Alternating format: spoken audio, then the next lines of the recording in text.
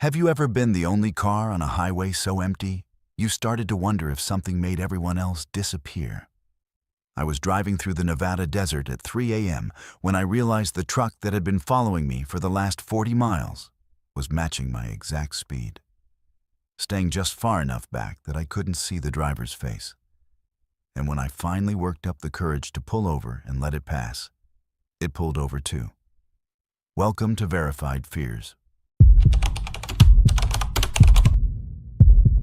Have you ever been the only car on a highway so empty, you started to wonder if something made everyone else disappear? I was driving through the Nevada desert at 3 a.m.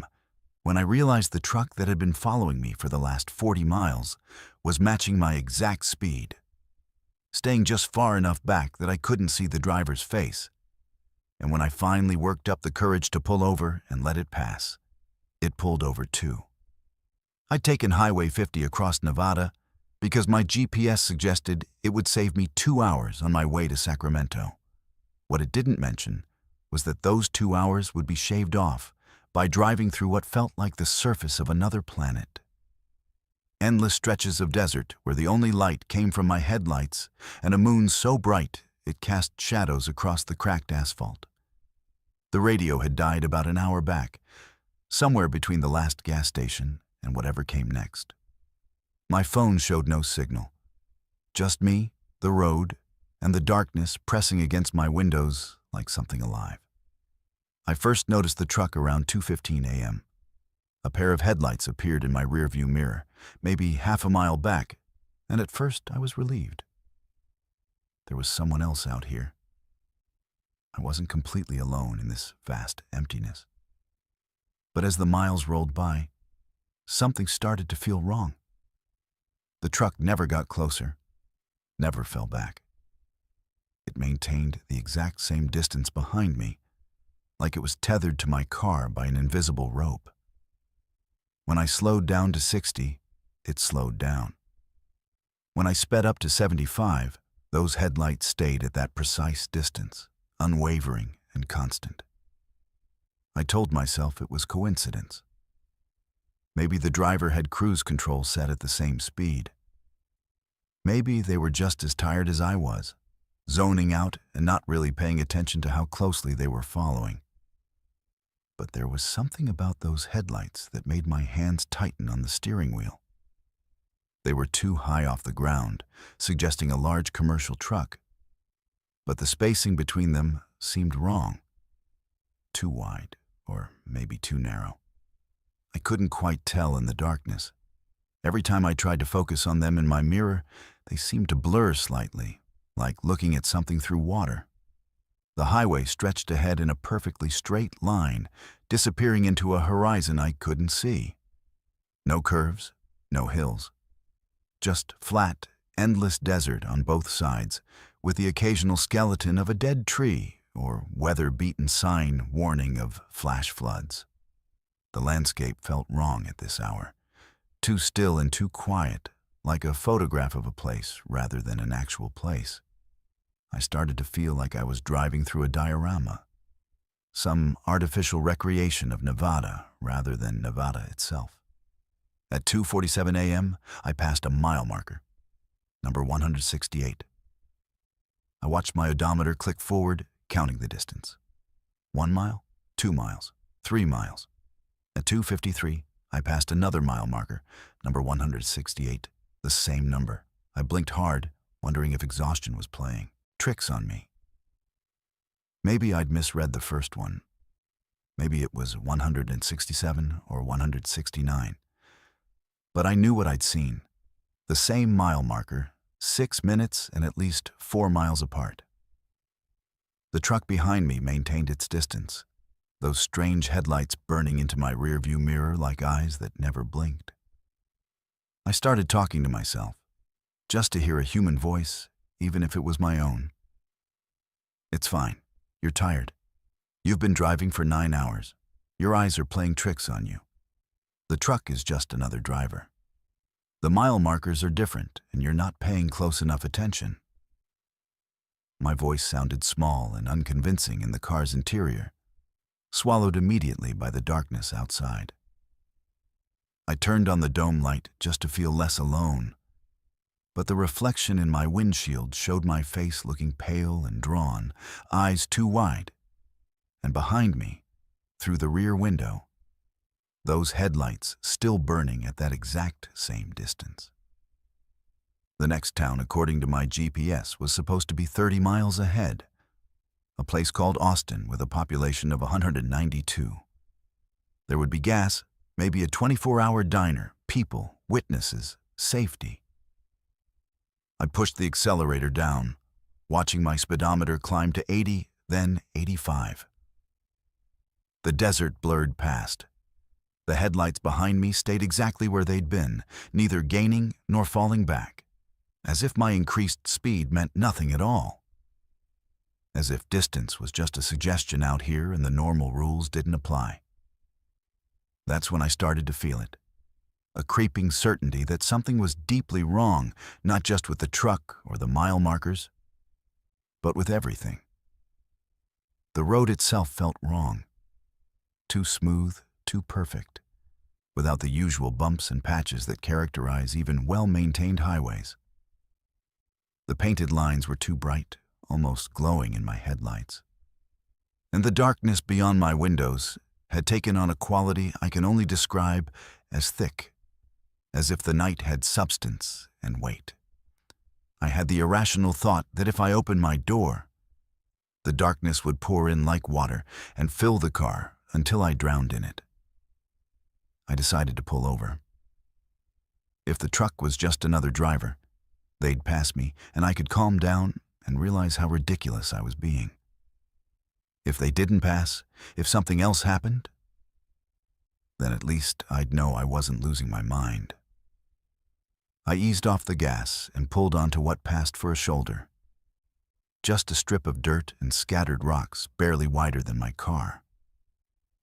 I put the car in park, but kept the engine running.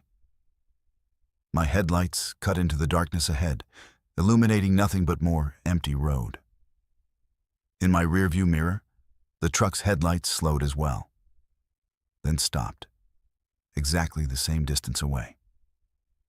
My heart hammered against my ribs. The truck sat there, engine presumably running, headlights on, not moving, not passing, just sitting there on the highway behind me as if waiting, watching. I counted to 60, giving them time to realize I'd stopped and go around me. They didn't move. The air inside my car suddenly felt too thin, like I was at a high altitude, even though the elevation sign miles back had read only 5,000 feet. I gripped the steering wheel so hard, my knuckles went white. Then the headlights turned off. Complete darkness behind me. No taillights, no running lights, nothing. The truck had simply vanished into the blackness. I stared at my rearview mirror, trying to see any shape or shadow that would indicate the vehicle was still there. But the darkness was absolute. The moon that had been so bright earlier seemed to have disappeared as well, or maybe clouds had covered it. I couldn't see anything beyond the reach of my own headlights. For a wild moment, I considered getting out of the car and walking back to where the truck had been, just to prove to myself it was real. But everything in my body screamed against that idea. I sat there for what felt like an hour, but was probably only 5 minutes. No other cars passed. No lights appeared in either direction.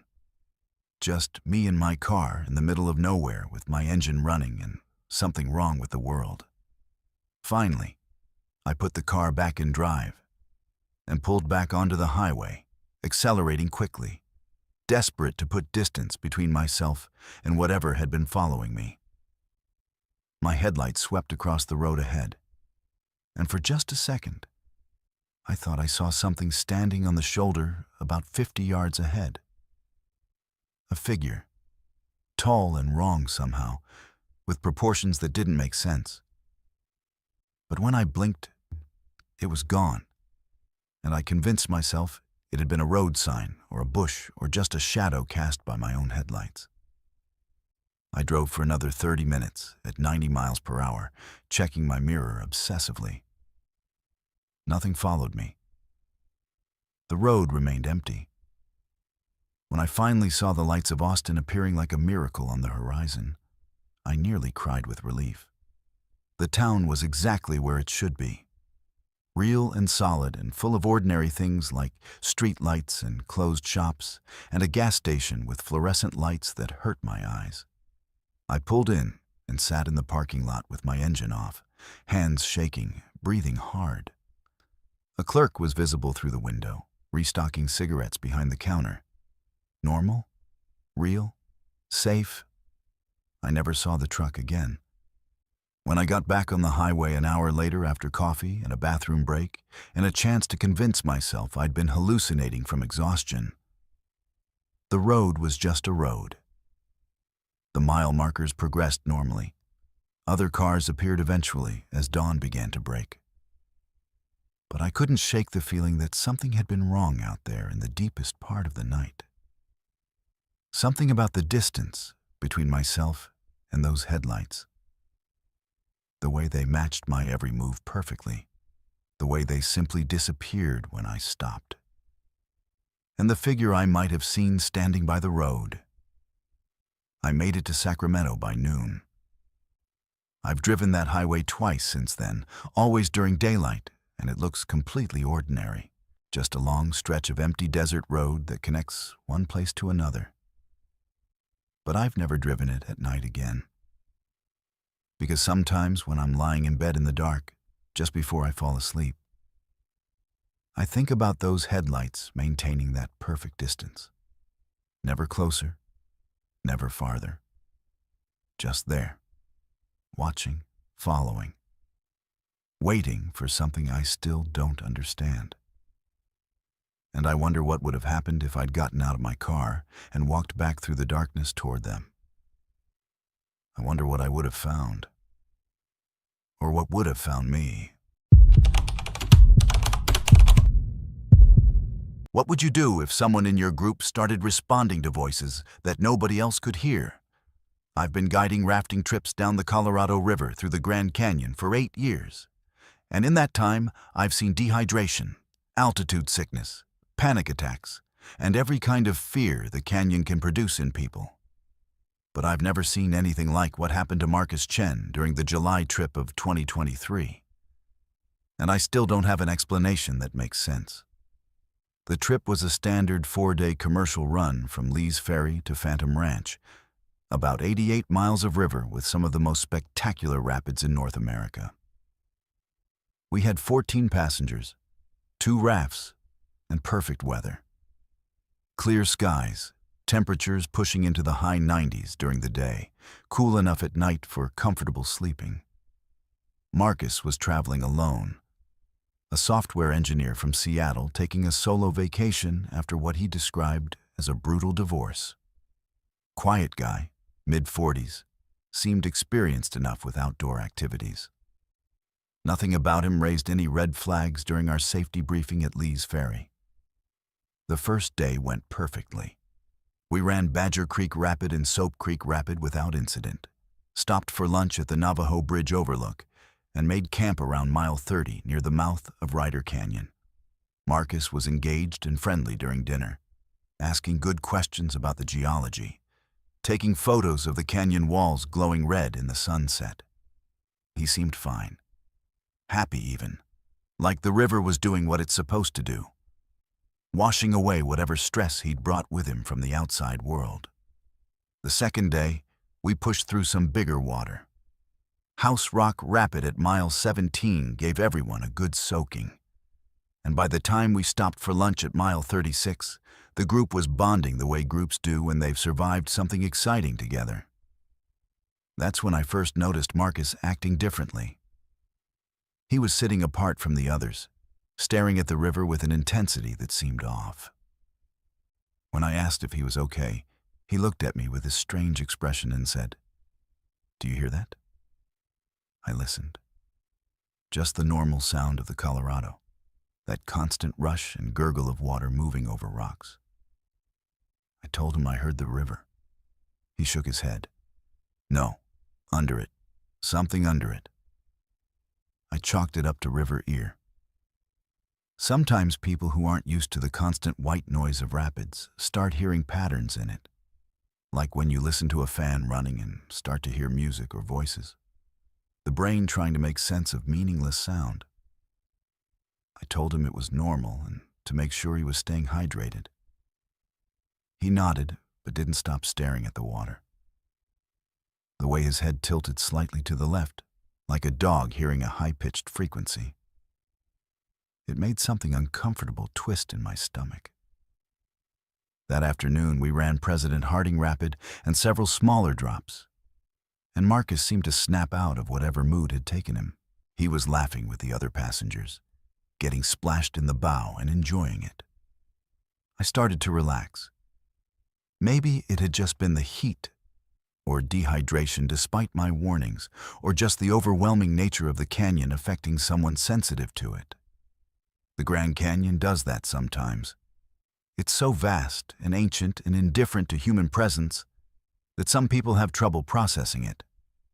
They get quiet and withdrawn, confronted with their own insignificance.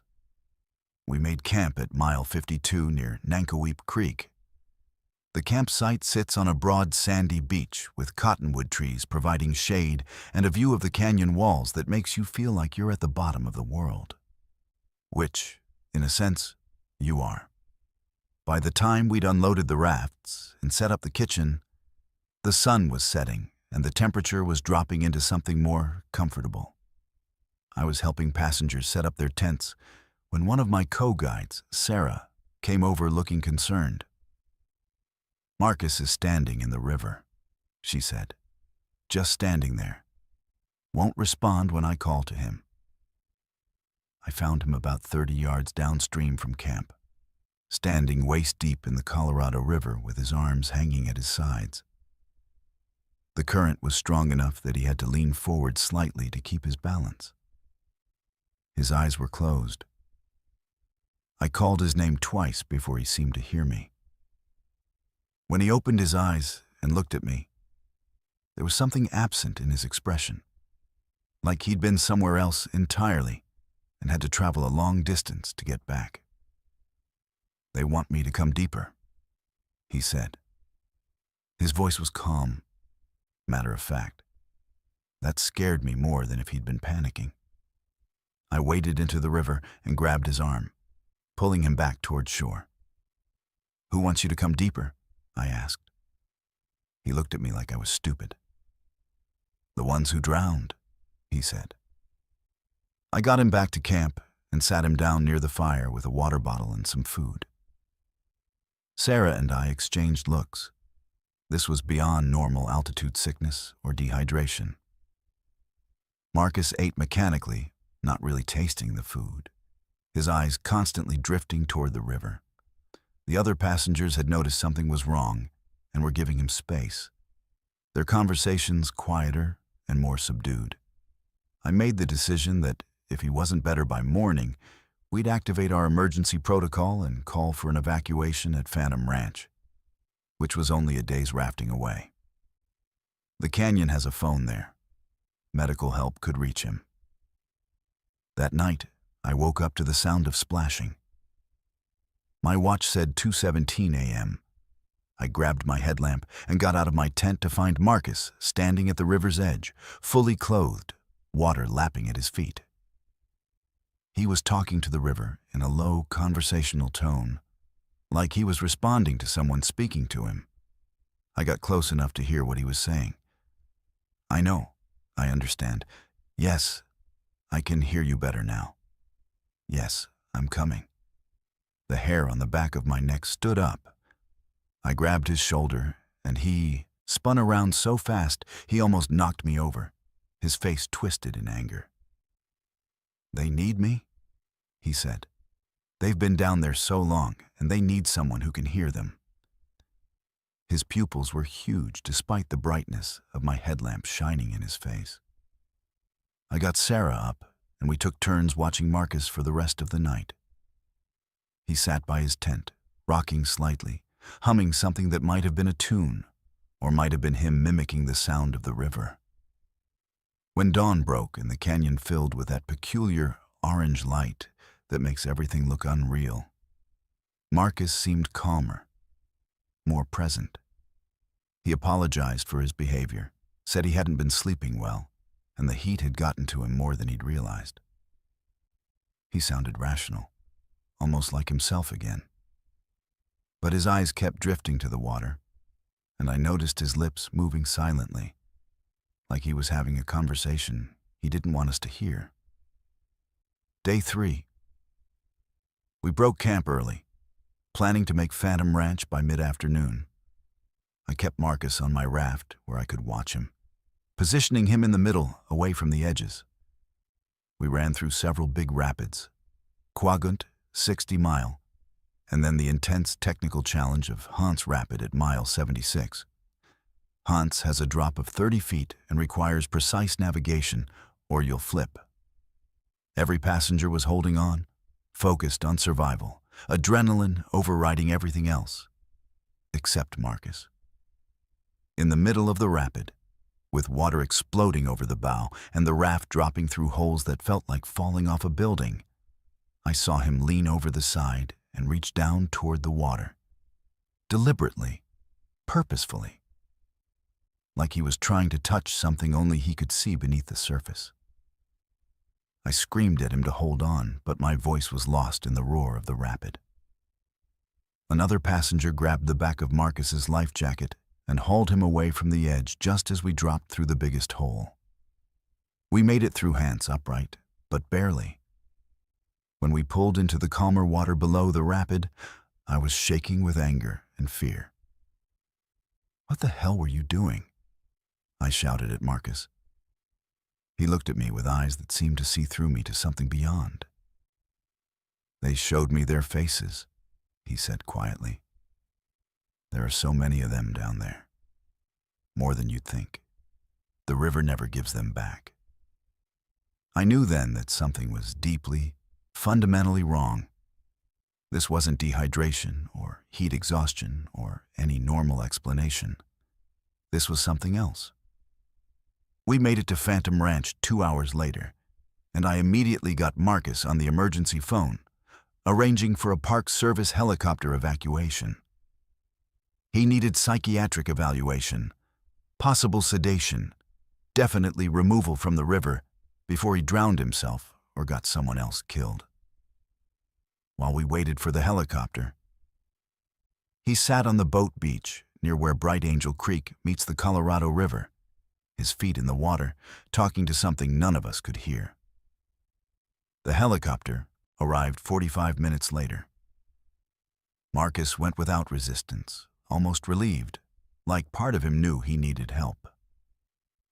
As the helicopter lifted off and disappeared over the canyon rim, Sarah asked me what I thought had happened to him. I didn't have an answer. Still don't. Heat-induced psychosis? Some kind of breakdown triggered by his divorce and amplified by the isolation of the canyon? Or had he actually been hearing something real? Something the rest of us couldn't perceive because we weren't listening the right way. I looked into it afterward. Called the hospital where they'd taken him. But patient confidentiality prevented them from telling me anything except that he'd been treated and released. I tried to find drowning statistics for the Colorado River through the Grand Canyon, curious about his claim that there were bodies down there the river never gave back. Turns out, over the last century, hundreds of people have drowned in these waters. Not all the bodies are recovered. The current is too strong, the canyon too deep, the water too cold and fast. Some people go in and simply disappear, taken by the river and never returned. I've run that stretch of river maybe 50 times since then. Every time we pass Nankoweap Creek or camp at Phantom Ranch, I think about Marcus standing in the water with his eyes closed, listening to something I couldn't hear. And sometimes, when I'm standing watch at night while the passengers sleep and the river moves past in the darkness, I'll catch myself tilting my head slightly to the left, trying to hear beneath the surface noise, trying to understand what called to him so insistently that he nearly answered. I never hear anything except the river. But there are moments, just before I fall asleep in my tent with the sound of the Colorado a few feet away, when I'm not entirely sure that's true. How would you react if you woke up and your entire campsite had been moved while you slept? I'm talking about everything: tents, gear, food containers, sleeping bags with people still in them. Relocated 200 yards away from where you set up camp, with no footprints, no drag marks, no explanation. That's what happened to me and 3 friends at Horseshoe Mesa in the Grand Canyon during our spring break trip in March 2024. And I still can't find a rational explanation for it. We were all seniors at Arizona State, looking for one last adventure before graduation scattered us across the country. Jake, Meredith, Chen, and me. We'd gotten backcountry permits for 3 nights at Horseshoe Mesa, which sits like a platform jutting into the canyon about halfway down the Grandview Trail. The permit system is competitive, but we'd applied early and gotten lucky with Site BF5, one of the designated camping areas near the old mining ruins. The forecast looked perfect. Clear skies, daytime temperatures in the low 70s, nights dropping to the 40s. Cold enough to need a good sleeping bag, but nothing extreme. The hike down on day 1 was brutal. 3 miles of steep switchbacks dropping through layers of ancient rock, each turn revealing more of the canyon's impossible vastness. We reached Horseshoe Mesa around 3 p.m., legs burning, thoroughly exhausted but excited. The campsite was exactly where the map indicated. A flat area about 50 yards from the main trail junction, marked by a rock cairn and a designated tent pad area. Mining ruins from the 1890s, scattered around the mesa, gave everything an eerie, abandoned feel, but in a cool, historical way. Rusted metal, collapsed structures, the mouth of the last chance mine like a dark eye staring out of the rock face. We set up our 2 tents in the designated spots, established a kitchen area about 20 feet away, where we hung our food bags from a metal pole the Park Service had installed, and laid out our sleeping pads and bags. Everything by the book. We'd all taken wilderness safety courses, knew about proper food storage, understood the importance of following leave no trace principles. By the time we had camp established, the sun was getting low and the temperature was dropping fast. We cooked dinner, watched the canyon walls turn orange and purple in the sunset, told stories, laughed too loud in the vast silence. Normal camping stuff? Perfect. Around 10 p.m. we killed our headlamps and went to sleep. Jake and Chen in one tent, Meredith and me in the other. The last thing I remember was listening to the wind moving through the canyon, that low, mournful sound it makes when it pushes through narrow gaps in the rock. I fell asleep feeling satisfied and tired, in that good way you only get after a hard day of physical activity. I woke up wrong. That's the only way I can describe it. Wrong light, wrong sound, wrong feeling. My watch said 6:47 a.m. The sun was already up, but the angle of light coming through the tent fabric seemed off, too bright on the wrong side. I unzipped my sleeping bag and crawled out of the tent, expecting to see our campsite with the kitchen area and Jake and Chen's tent nearby. Instead, I was looking at completely unfamiliar terrain. Different rocks, different bushes. The mining ruins that should have been visible to the north were now southeast. The entire perspective was wrong. Meredith crawled out behind me. "Where are we?" she asked. Her voice was small and confused, like a child who'd gotten lost. I didn't answer because I didn't know. I could see Jake and Chen's tent about 15 feet away, same relative position to ours as last night. But everything else was different. Our kitchen area was exactly where we'd set it up relative to the tents. 20 feet away, same direction. But it was all in a completely new location. I walked to the edge of what I now realized was a different shelf of the mesa, looking down into a drainage I didn't recognize. Behind us, maybe 200 yards away across scrubby terrain we definitely hadn't crossed, was the area where we'd originally made camp. I could see the rock cairn, the tent pad areas empty and undisturbed. Jake emerged from his tent, looking pale. "What the fuck?" he said. Chen was right behind him, already checking his GPS. "This doesn't make sense," Chen said, staring at his device. "According to this, we're at these coordinates." He showed us the screen. "But we camped at these coordinates." The two sets of numbers were close, but definitely different. About 200 yards different. "Did we sleepwalk?" Meredith asked. "All four of us? And carried our tents and all our gear?" I walked around our new campsite, looking for evidence of how we'd gotten here. No footprints, except the ones we were making now. No drag marks from the tents. No disturbed vegetation suggesting heavy objects had been moved across the ground. The rocky soil should have shown something, but it looked completely undisturbed, except for the immediate area where our tents now sat. The thing that really scared me was how perfectly everything had been relocated. Our tents were the exact same distance apart. The kitchen area was in the exact same position relative to the tents. Our food bags still hung from a metal pole that definitely hadn't been here when we'd gone to sleep, because we'd hung them from the designated pole at the other site. But when I hiked back to the original campsite, that pole was still there. Empty. So there were two poles. Had there always been two poles? My memory felt slippery suddenly, uncertain. Had we really camped where I thought we'd camped? Chen suggested we'd been drugged, maybe some gas or chemical that knocked us out and made us disoriented. But that didn't explain the physical impossibility of moving everything so precisely. 4 people, 2 tents, all our backpacks, sleeping bags, cooking equipment, food bags, water containers. We're talking hundreds of pounds of gear, relocated without waking any of us or leaving a single mark on the ground.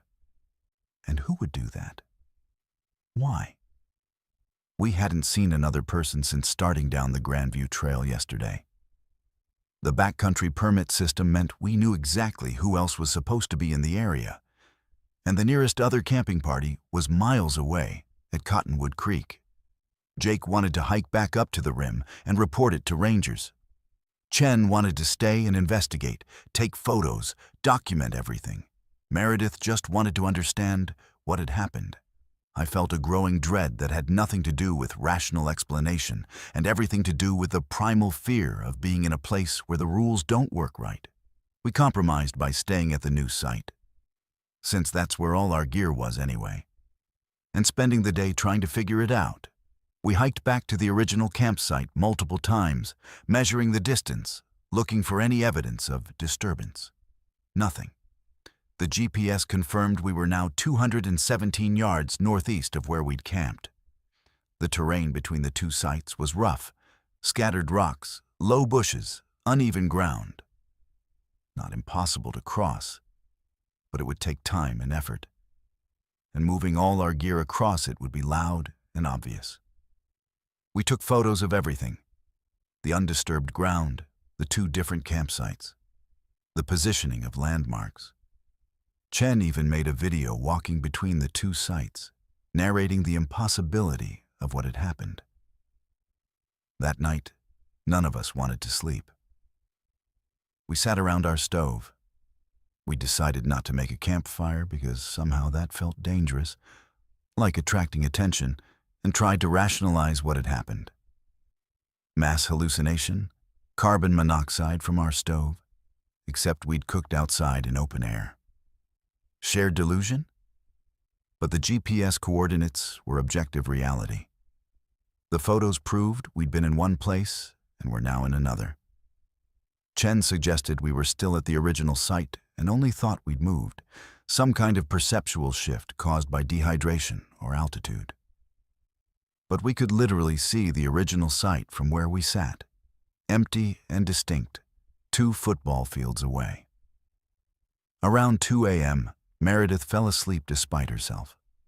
Then Jake. Chen and I stayed up watching, both of us too scared to admit we were scared. The canyon at night is profoundly dark, the kind of darkness that feels old and heavy. Stars overhead so bright they cast shadows. And that wind again, moving through the rock, sounding almost like breathing. "If it happens again," Chen whispered, "we'll know we're not crazy." I didn't want it to happen again. The thought of waking up in another location, moved while unconscious, arranged like dolls by something we couldn't see or understand, made my skin crawl.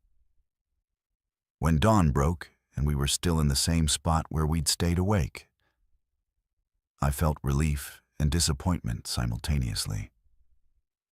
Relief that we hadn't been moved again. Disappointment that we had no new evidence, no answers.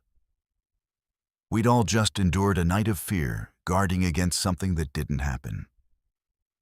But the original relocation remained unexplained and impossible. We broke camp after breakfast and hiked out that morning, a day early, none of us willing to spend another night on that mesa.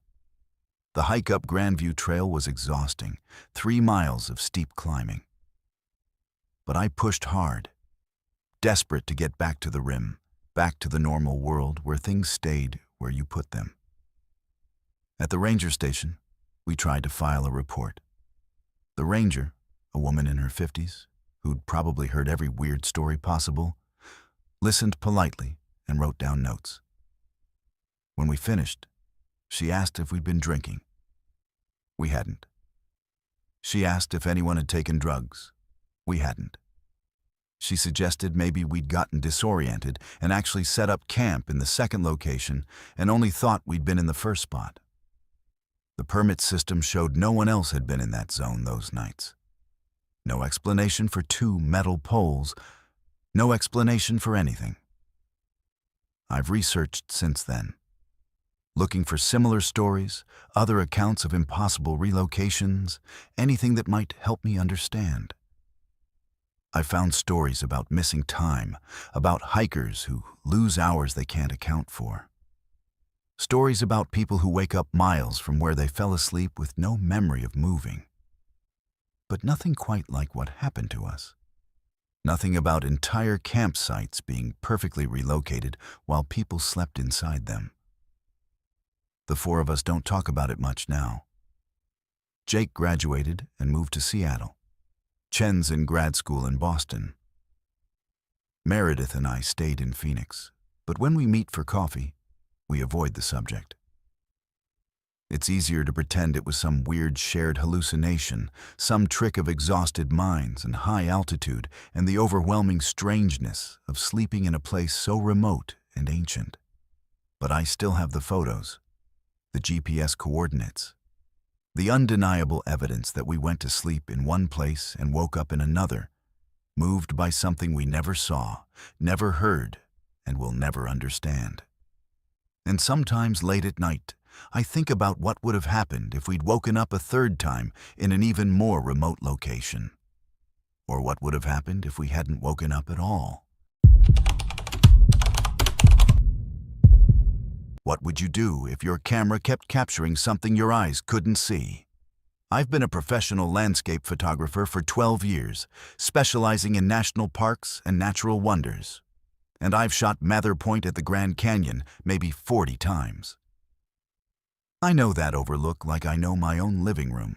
Every angle, every light condition, every composition. But in December 2023, during a pre-dawn shoot for a coffee table book I was working on, my camera started recording something that wasn't there. Or maybe something that was always there, just invisible to human eyes. I still don't know which possibility terrifies me more. I'd arrived at Mather Point around 4:30 a.m., earlier than necessary, but I wanted to set up without competing for space with the sunrise crowd that inevitably shows up. The South Rim in December is brutally cold before dawn. Temperatures hovering around 15 degrees with wind that cuts through every layer you're wearing. But the light makes it worth it. That progression from complete darkness to the first hint of blue in the eastern sky, to the moment when the sun breaks the horizon and sets the canyon walls on fire. That's what I'm there to capture. That's what pays my bills. I set up my Canon R5 with a 24-70mm lens on a sturdy tripod about 50 yards east of the main Mather Point overlook, away from the railings and the inevitable tourists. I was shooting an intervalometer time-lapse, one photo every 5 seconds for 2 hours, to capture the entire sunrise sequence from complete darkness through the golden hour. Standard technique for this kind of work. I'd done it hundreds of times at dozens of locations. The camera does its job automatically while I drink coffee and enjoy being alive in a beautiful place. Simple, professional, routine. The sky was clear, stars brilliant against the blackness, no moon. Perfect conditions. I triggered the intervalometer at 4:47 a.m. and settled in with my thermos, watching the canyon emerge gradually from darkness as my eyes adjusted. The void below filled with layered shadows, hints of the vast architecture hidden in the dark. This is the part I love. Being present at the transition, watching the world wake up. I wasn't looking at my camera screen. No need. I trusted my settings, trusted my equipment, trusted my experience.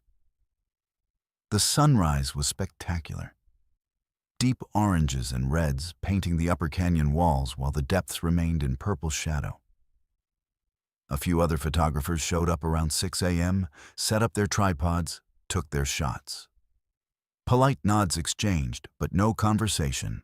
We all knew we were there for the same thing, and talking would ruin it. By 7 a.m. the show was over, and I packed up, downloaded the 1,140 raw files to my laptop at my hotel in Tusayan, backed them up to a portable drive, and went to get breakfast. Standard workflow. Everything normal. I started processing the sequence that evening in my hotel room, importing the files into Lightroom and scrubbing. Through the thumbnails to check exposure and composition. That's when I first saw it.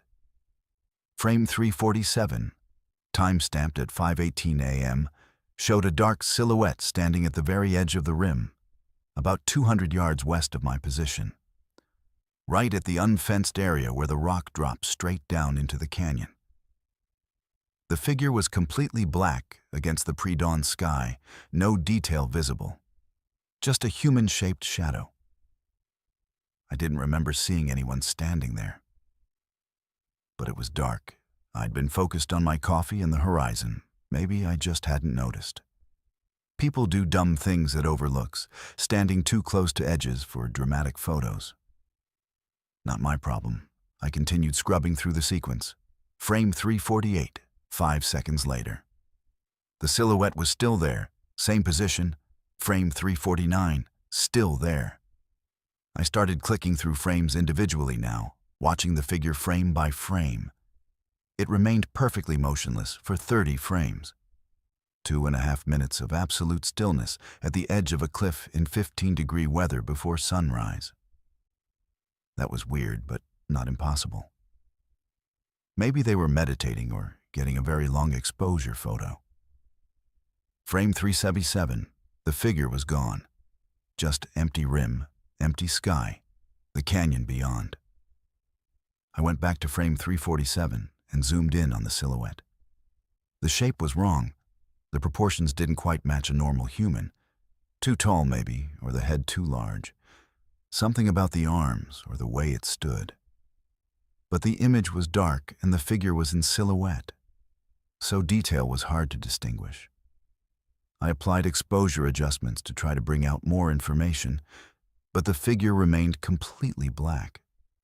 No recoverable shadow detail at all. Like it was absorbing light rather than reflecting it. That bothered me more than it should have. Even in silhouette against a bright sky, you can usually recover some detail from raw files. This was just solid black, pixelated when I zoomed too far in, but with no texture or variation. I continued through the sequence. Frame 523, time-stamped at 6:03 a.m., the figure was back. Different location this time, east of the overlook, closer to where I'd been standing, maybe 100 yards away. Full daylight now, sunrise already happened, golden light flooding the canyon. And I definitely would have seen someone that close to me. I was completely alone at that point, I'm certain of it. The other photographers hadn't arrived yet. But there in my photo, clear as anything, was a silhouetted figure standing at the rim, in full daylight. Still completely black with no detail, just a human-shaped void. My hands started shaking slightly as I clicked through the next frames. The figure remained stationary for 12 frames, 1 minute. Then in frame 5:36, it had moved. Not walked, not shifted position gradually between frames. Just appeared 10 feet closer to the edge in a single 5-second interval, as if it had teleported. Frame by frame, it continued this stuttering movement toward the rim, each jump covering impossible distances, until in frame 5:49 it was right at the edge, leaning forward at an angle that should have been impossible to maintain without falling. Then it started falling, but wrong. A person falling off a cliff drops fast, accelerates, disappears in maybe 2 or 3 frames at 5-second intervals. This figure fell in slow motion across 27 frames. 2 minutes and 15 seconds of continuous, gradual descent into the canyon. Each frame showed it slightly lower, arms spreading slightly, body tipping forward in incremental degrees, like watching someone fall through thick syrup or underwater. Completely impossible physics. Frame 576, the figure was gone, presumably far enough below the rim that the camera couldn't see it anymore. I sat staring at my laptop screen in my hotel room with my hands pressed against my mouth, breathing hard through my nose. This wasn't possible. People don't appear in photos when they're not there. Cameras don't capture things that don't exist. I checked the metadata. No evidence of tampering, original files straight from the camera's memory card, no corruption indicated. I examined frames before and after the figure appeared. Normal exposure, normal contrast, no artifacts or anomalies. Just this thing that shouldn't be there. I went through the entire 1,440 frame sequence systematically, documenting every appearance. The figure showed up 7 separate times across the 2-hour shoot, always at the rim, always in silhouette, always completely black regardless of lighting conditions. Sometimes stationary, sometimes moving in that stuttering teleportation style, and twice more going through that slow-motion falling sequence. The final appearance was in frame 1391, time-stamped at 6:43 a.m., full daylight, sun well above the horizon. The figure stood at the exact spot where I'd had my tripod set up, as if it was standing where I'd been standing, looking at where I was now in the past. That realization made my skin crawl. I spent the next 3 days researching. Lens flares don't look like human silhouettes. Sensor artifacts don't move position frame by frame. Infrared pollution doesn't create solid black shapes. I posted anonymously on photography forums asking about unexplained shapes in time-lapse sequences, got some responses about dust on the sensor or birds caught mid-flight or light reflections. None of it matched what I was seeing. I contacted Canon's technical support asking about potential sensor issues that might create human-shaped anomalies. They had no explanation, but offered to inspect my camera if I sent it in. I shot another time-lapse sequence at Mather Point a week later. Same location, same setup, same time of day. Different memory card, different lens. just to eliminate variables. The figure appeared in 32 frames of that sequence. Always at the rim, always falling in slow motion, always that same wrong silhouette that didn't quite match human proportions. I watched my surroundings obsessively during that second shoot, looking for anything that might cast a shadow or create an obstruction that my camera would register. Nothing. I was completely alone. The rim was empty. But my camera disagreed. I researched Mather Point's history. Suicides happen at the Grand Canyon. About 12 deaths per year at the park, some of them intentional jumps. Mather Point specifically has seen several fatalities over the decades. People get too close to the edge, lose their balance, or deliberately step off into the void. The Park Service doesn't publicize exact numbers or locations for obvious reasons. But the information exists if you dig. I found references to at least 6 confirmed deaths at or near Mather Point since the 1950s. Falls, mostly ruled accidental. Bodies recovered from the canyon floor hundreds of feet below the rim. I haven't shot at Mather Point since that second attempt. The camera is fine. I've used it at dozens of other locations without any anomalies appearing in my images. Just normal landscapes, normal light, normal physics. But I kept those files, encrypted them, stored them in 3 separate locations because some irrational part of me is afraid they'll disappear or I'll be accused of faking them. They're evidence of something I don't understand and can't explain and definitely can't include in any professional portfolio without destroying my credibility. Sometimes I go through the sequence frame by frame late at night, studying that silhouette, trying to understand what I captured. The slow-motion fall haunts me particularly. The way the figure tips forward degree by degree, arms spreading like wings, taking minutes to do what should take seconds. Like it's trapped in the moment of falling, repeating it endlessly, caught between the rim and the canyon floor in some temporal loop. My camera can accidentally record, but my eyes can never see. I've talked to other photographers who shoot the Grand Canyon regularly, carefully bringing up the subject of unexplained anomalies in time-lapse sequences without showing them my images. Most think it's technical issues or user error. One guy got quiet and said he'd seen something similar at Yavapai Point but wouldn't elaborate. Another mentioned that long-exposure nighttime shots sometimes capture streaks near the rim that don't correspond to anything visible. Not stars, not planes, not light pollution. Just movement where there shouldn't be movement. The scientific part of my brain knows there has to be a rational explanation. Camera malfunction, sensor issue, some optical phenomenon I don't understand. Maybe even deliberate hoaxing by someone tampering with my equipment while I wasn't looking. Though that seems far-fetched. But the part of me that stood at Mather Point in the cold darkness before dawn, completely alone on that ancient rim, looking down into a void that has existed for millions of years and claimed dozens of human lives. That part wonders if cameras see more than we do.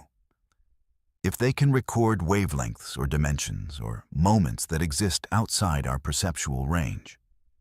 If something about the Grand Canyon's specific combination of depth and age and death has created echoes that only show up in photographs taken with the right equipment at the right time. I'm writing this from Moab, where I'm shooting Arches National Park for a different project. Safe subjects, no cliffs, no history of falling deaths.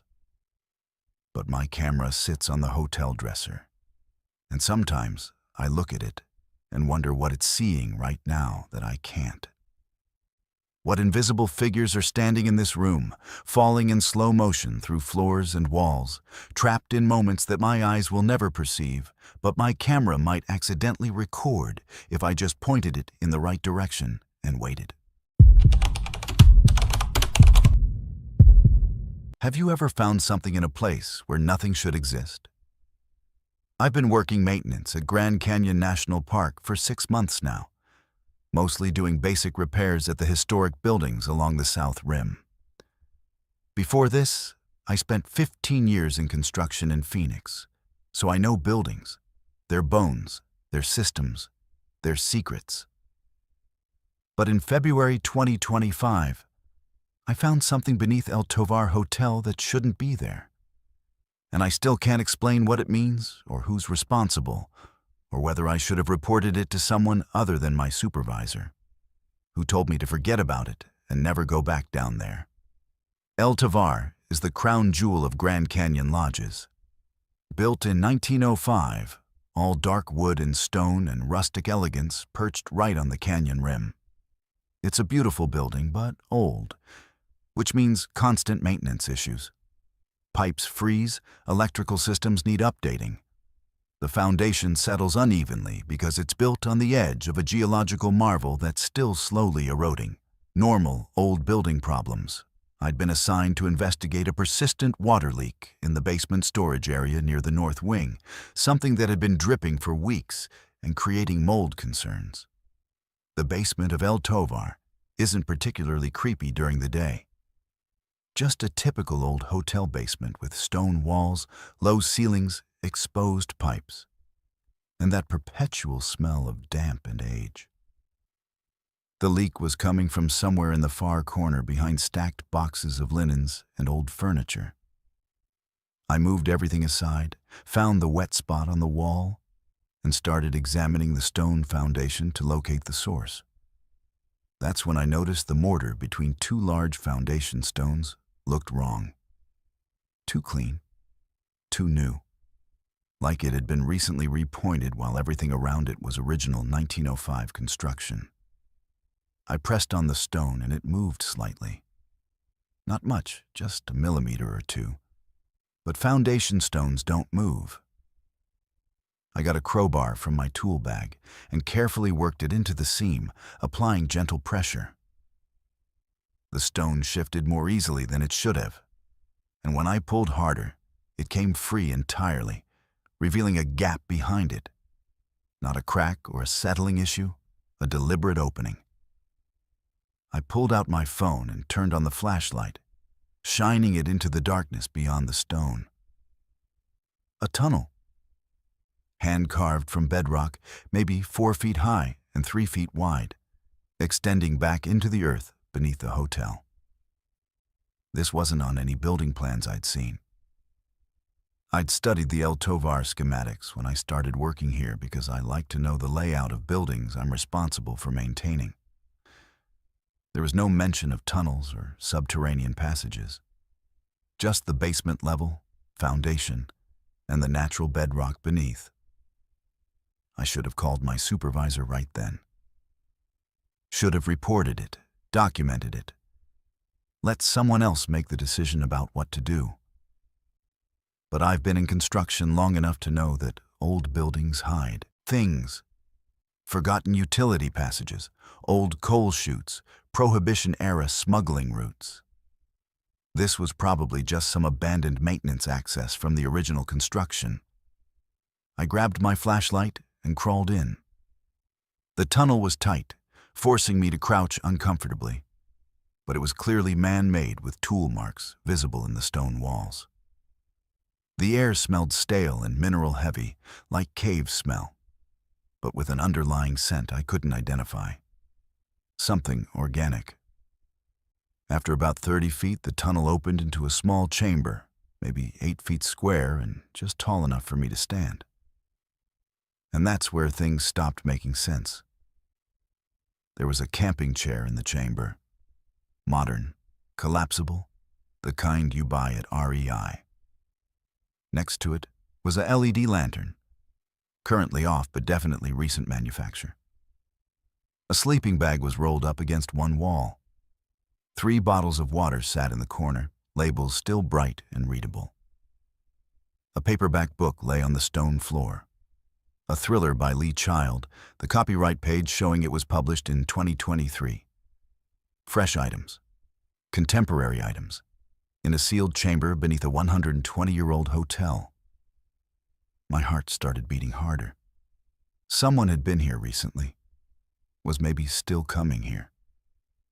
But the stone I'd moved to access the tunnel had been mortared in place, and that mortar had been old enough to fool me initially. How were they getting in and out? I swept my flashlight around the chamber more carefully, looking for another exit. On the far wall, I found it. Another passage, even narrower than the first, sloping slightly downward and curving away into darkness. I should have left then. Every instinct said this was wrong, potentially dangerous, definitely not something a maintenance worker should be investigating alone. But I was angry suddenly. Someone was using park property illegally, creating a safety hazard, potentially damaging a historic structure. I crawled into the second passage, following it as it wound through the bedrock, getting narrower and more claustrophobic.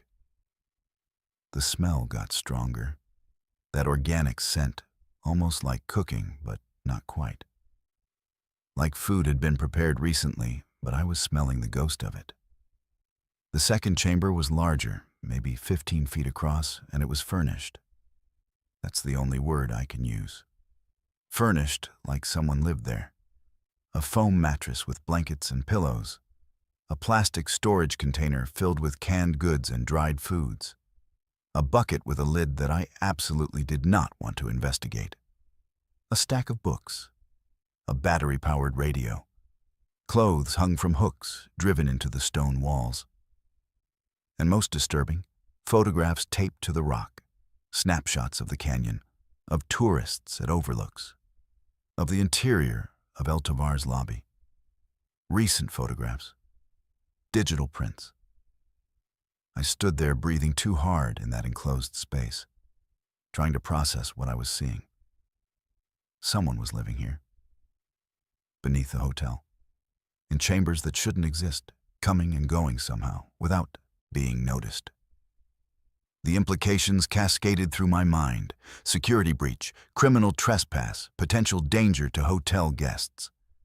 I needed to report this immediately. But as I turned to leave, my flashlight swept across something that made my blood freeze. Scratched into the stone wall above the mattress were dates. Dozens of them, carved directly into the bedrock with something sharp, covering several square feet of wall space. The oldest date I could see was February 14th, 1987. The most recent was 3 days ago. 38 years of dates. Whoever had been using this chamber had been doing so for nearly 4 decades, which was impossible because the entrance I'd used had been sealed with old mortar and no one could live down here for that long. And the dates themselves suggested something far stranger than simple trespassing. I got out of there faster than I'd entered, crawling through the passages in near panic, convinced I'd hear footsteps behind me or feel hands grabbing my ankles. When I emerged back into the El Tovar basement, I immediately moved the foundation stone back into place and stacked boxes in front of it, breathing hard and sweating despite the basement's chill. I found my supervisor 20 minutes later and told him everything. He listened with an expression I couldn't read, then asked me to show him the location. We went back down together. The stone wouldn't move, I worked at it with a crowbar for 15 minutes while my supervisor watched. But it was solid foundation, mortared in place with mortar that looked 100 years old and showed no signs of recent disturbance. He examined it carefully, running his fingers along the seam, tapping it with his knuckles. "Solid," he said. "This hasn't been moved?" I insisted I'd been through it less than an hour ago. Described the chambers, the camping equipment, the dates on the wall. He looked at me with something like pity and said, "February is hard on people up here. Isolation, altitude, the winter darkness. Maybe you should take a few days off." I haven't gone back to that corner of the basement.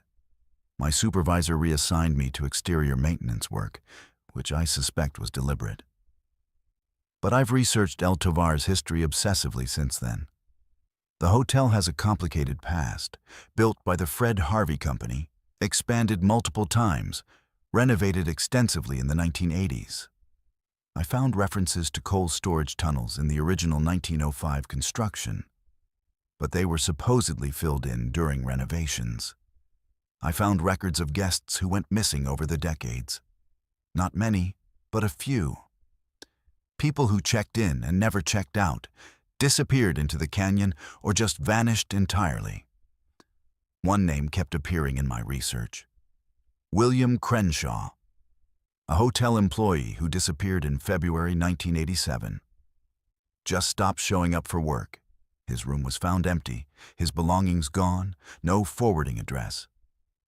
The hotel assumed he'd quit without notice, not uncommon for seasonal workers. But February 14th, 1987 was the first date carved into that chamber wall. I found a photograph of hotel staff from 1986 in the park archives. William Crenshaw is in the back row, thin face, dark hair, looking uncomfortable in front of the camera. I'm 90% certain he's also in one of the modern photographs I saw taped to the chamber wall, standing at Mather Point Overlook, barely visible in the background, but recognizably the same person who should now be in his 60s at least, but looked maybe 35. I submitted a formal written report to Park Administration describing what I found. It was filed, and I received a brief response thanking me for my diligence and assuring me the matter would be investigated. 3 weeks later, I was told the investigation found no evidence of tunnels or chambers beneath El Tovar. No signs of unauthorized access, no safety concerns. The basement had been thoroughly inspected by a structural engineer who confirmed the foundation was intact and unmodified from its last documented inspection. I still work at Grand Canyon, though I've requested transfer to a different area and I'm waiting for approval. I avoid El Tovar entirely now. Won't even eat at the restaurant there despite it being the best food on the South Rim. Because sometimes late at night when I can't sleep, I think about those dates carved into stone. 38 years of someone marking time beneath a hotel built on the edge of an ancient canyon. And I think about how the oldest buildings in the park sit directly above the canyon rim, built on bedrock that extends down through layers of geological time. And I wonder what other spaces exist in that stone.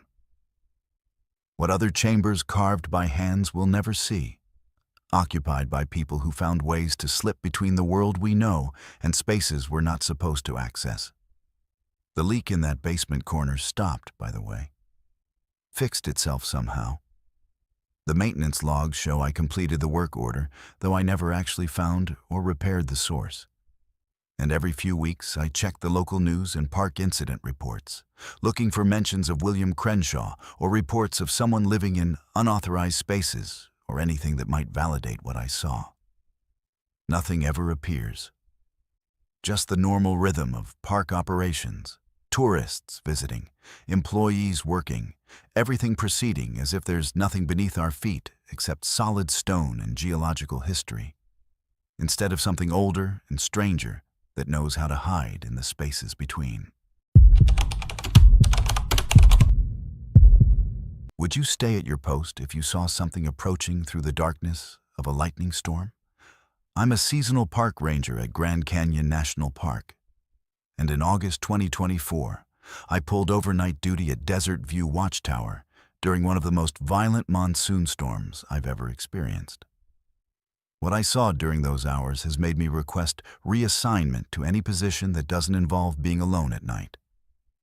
And I've started the process of leaving the Park Service entirely because I can't reconcile what happened with any rational explanation, and I'm terrified it might happen again.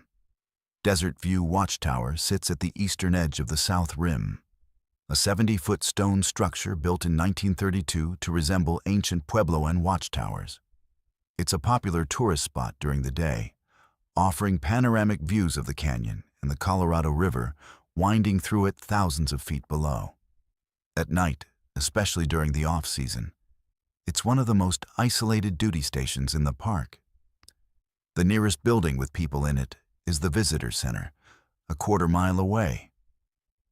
When you're up in that tower after dark, you're essentially alone with the canyon and whatever weather decides to roll through. August is monsoon season in Arizona.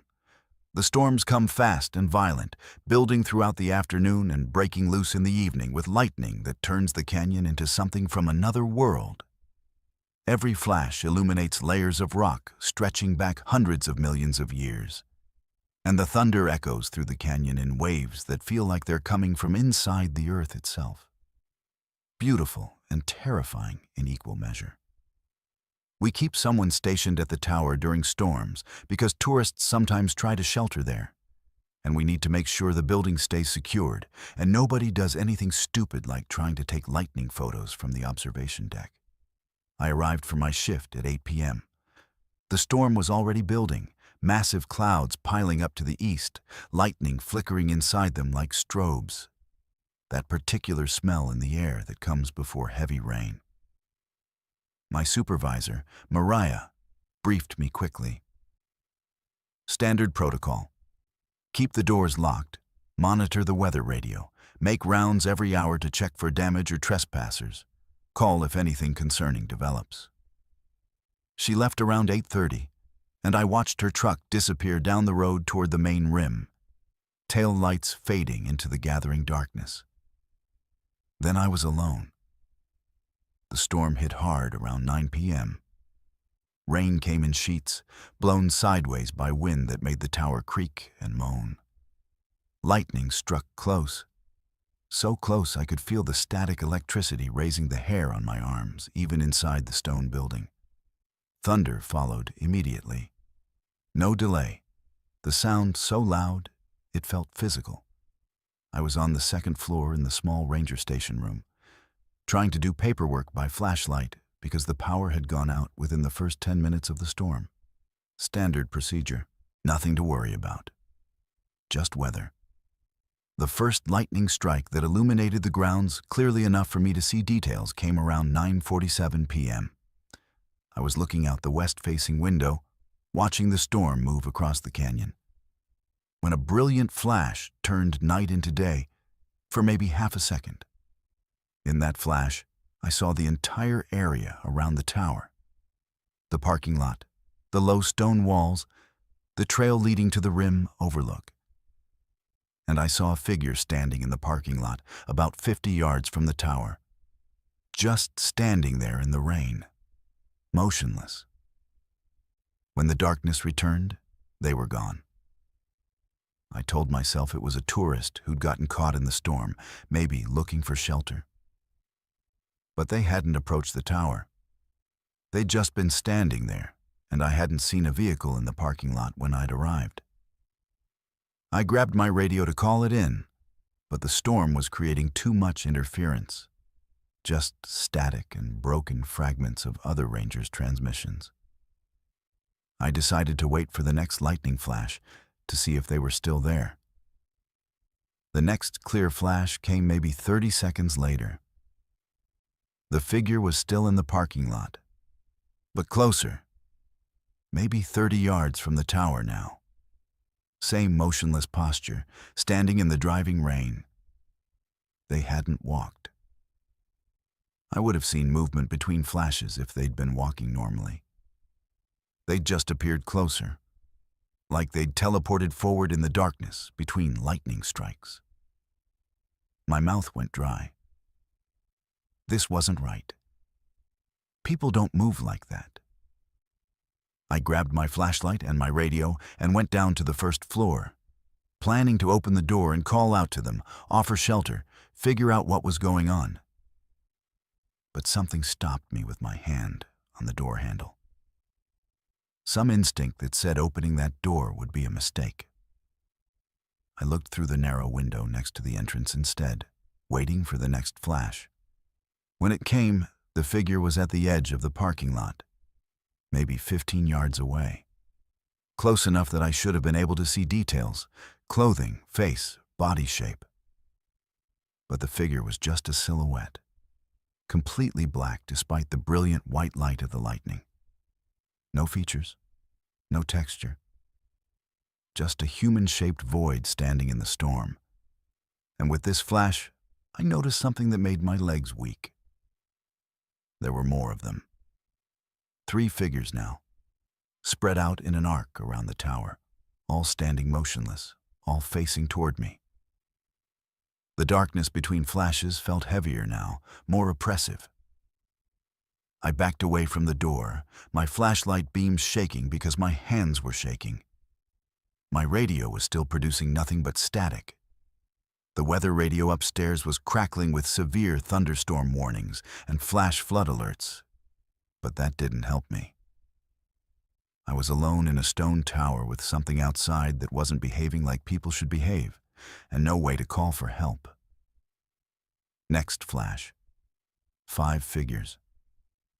They'd formed a tighter semicircle, closer to the tower, 10 yards away maybe. Still motionless, still featureless.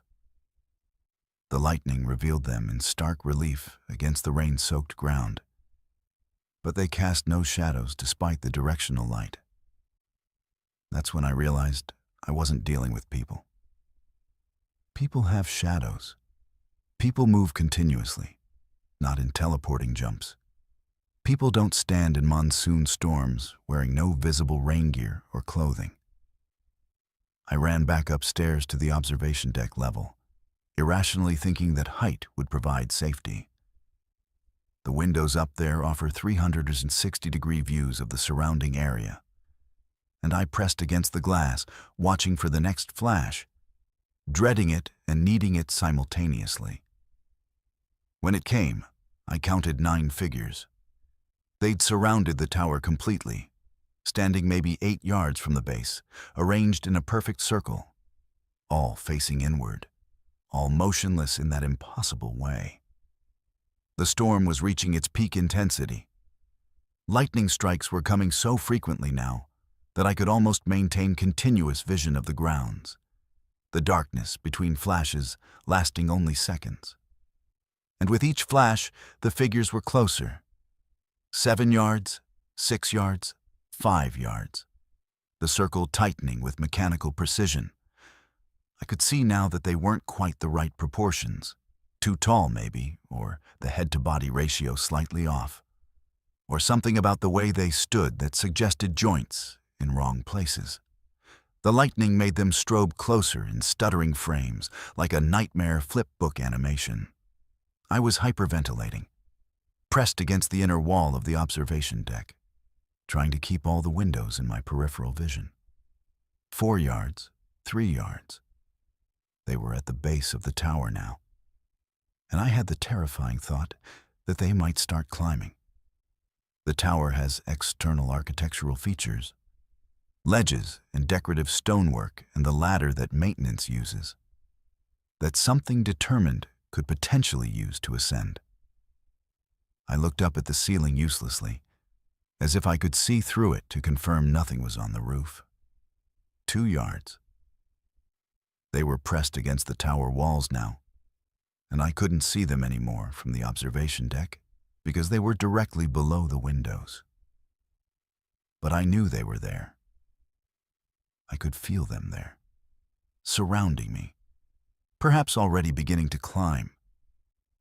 The lightning continued its relentless rhythm, and the thunder was constant now, overlapping echoes that made the stone floor vibrate beneath my feet. Then, with shocking suddenness, the storm broke. The rain decreased to a drizzle. The lightning moved off to the west. The thunder became distant, rumbling. The violent phase of the monsoon had passed, leaving behind that strange desert silence that follows storms. I waited 10 minutes before I had the courage to look out the windows again. My flashlight beam swept the grounds around the tower. Empty. No figures. No footprints in the mud. No evidence that anyone had been there at all. I stayed in the tower for the rest of my shift because I was more afraid of going outside than staying inside. But I didn't sleep or sit down or take my eyes off the windows. When Maria arrived at 6 a.m. to relieve me, I was sitting on the observation deck floor with my flashlight dying and my radio clutched in both hands. She took one look at my face and asked what happened. I told her everything.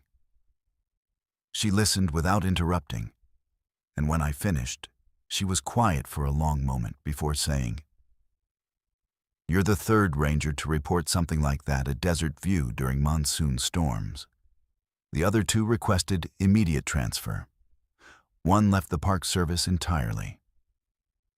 She told me about a collision in 1956. Two commercial planes that crashed in the canyon during a storm, killing 128 people.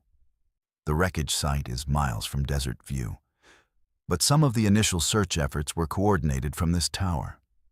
She told me about older stories, Hopi legends about spirits that walk during lightning storms, beings that exist between the flashes, visible only in that frozen moment when electricity connects earth to sky. She told me the Park Service doesn't officially acknowledge these reports, but unofficially, they try not to assign anyone to overnight tower duty during August monsoons if they can avoid it. I've researched since then, looking for explanations. Ball lightning can create strange visual phenomena.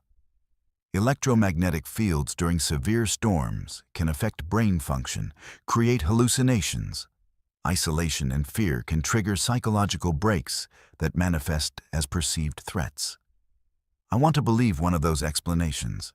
I want to believe I hallucinated or misperceived or experienced some rare meteorological phenomenon. But I remember the perfect circle they formed, the mechanical precision of their approach, the way they appeared closer with each lightning flash, maintaining exact spacing, moving in unison like they were parts of a single organism rather than individual entities. I submitted my transfer request the next day. It was approved within a week, which tells me something about how seriously the Park Service takes these incidents despite their official silence. I'm scheduled to move to a ranger station at the North Rim in November, as far from Desert View as possible while staying in the park. But I'm not sure I'll take it, because sometimes at night I close my eyes and I'm back in that tower, watching the lightning illuminate figures that shouldn't exist, counting down the distance as they approach in impossible jumps. And I wonder what would have happened if the storm had lasted longer, if they'd reached the door, if I'd heard them climbing the external walls in the darkness between flashes. The tower still operates.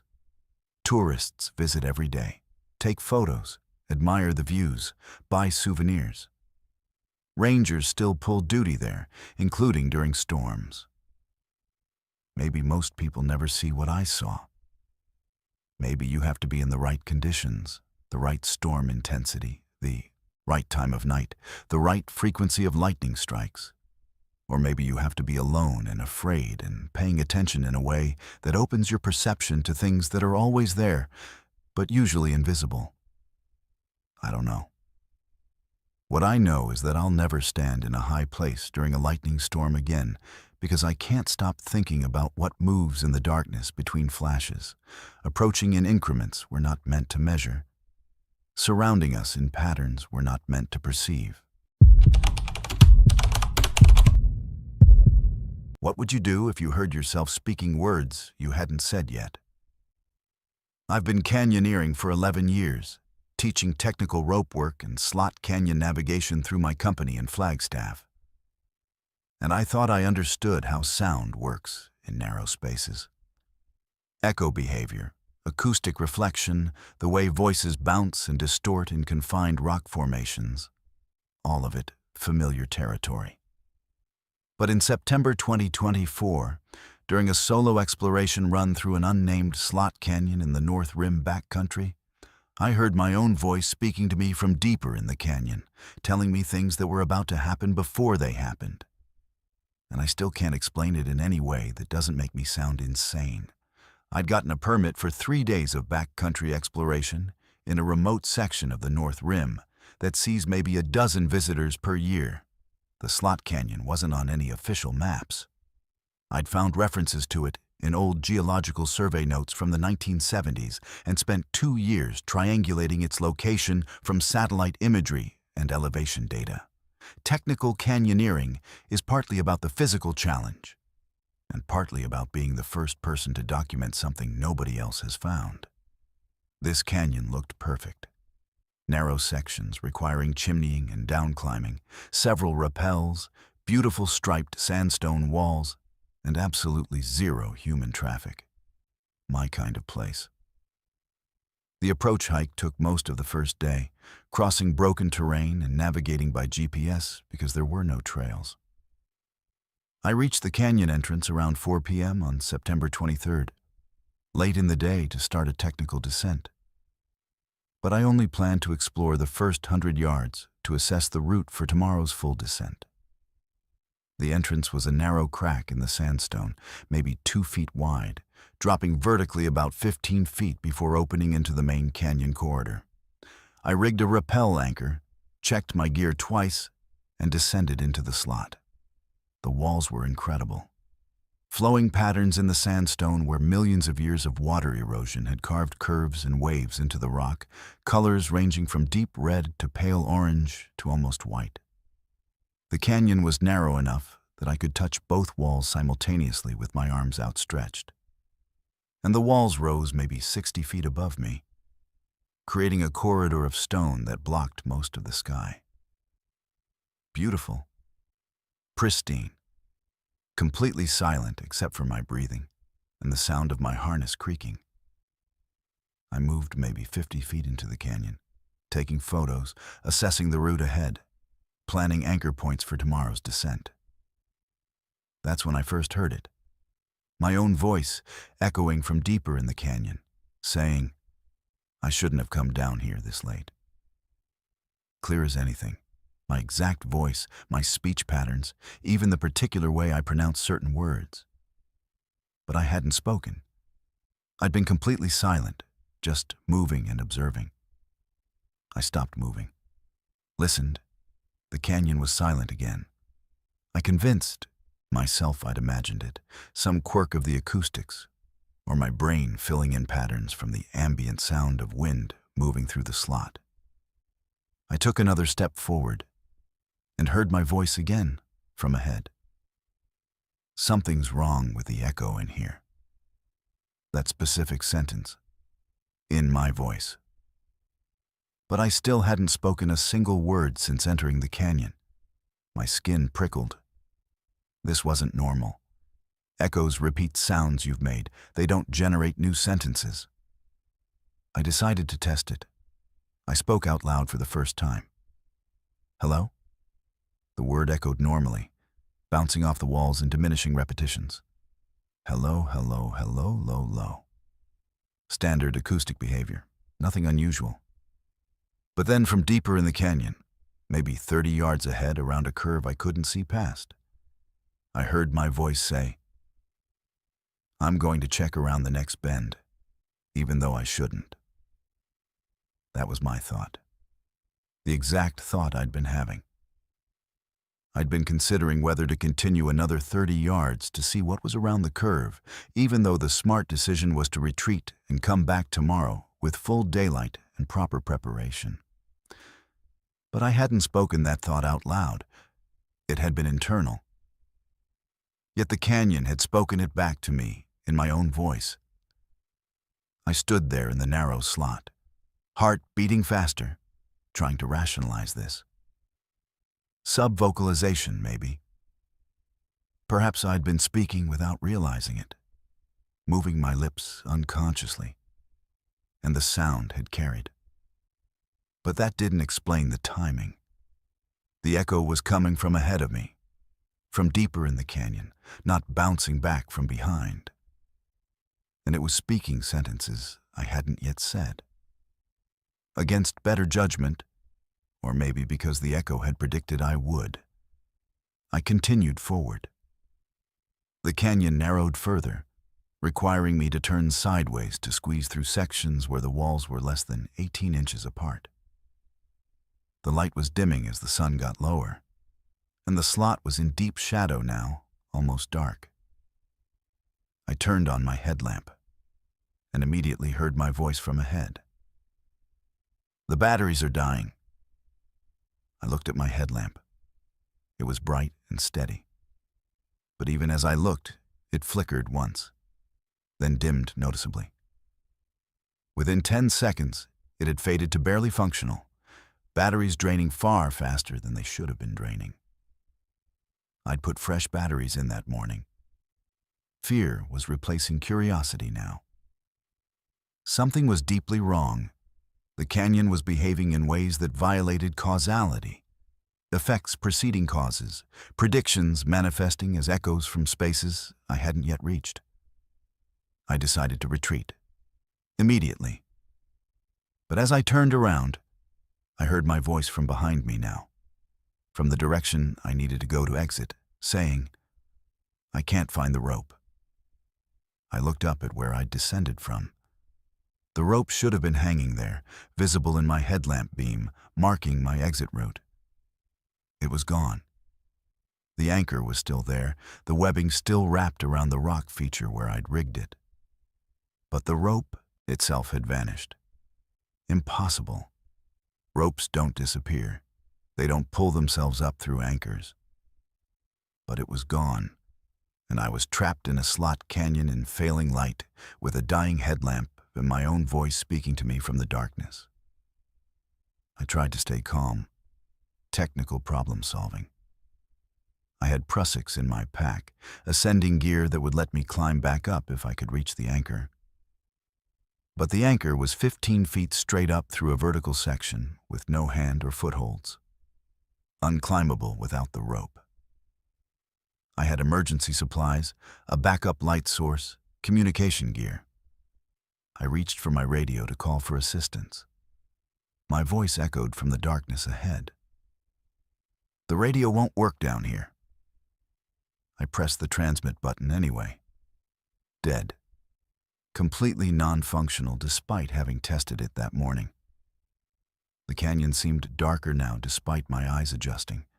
The walls felt closer, more oppressive.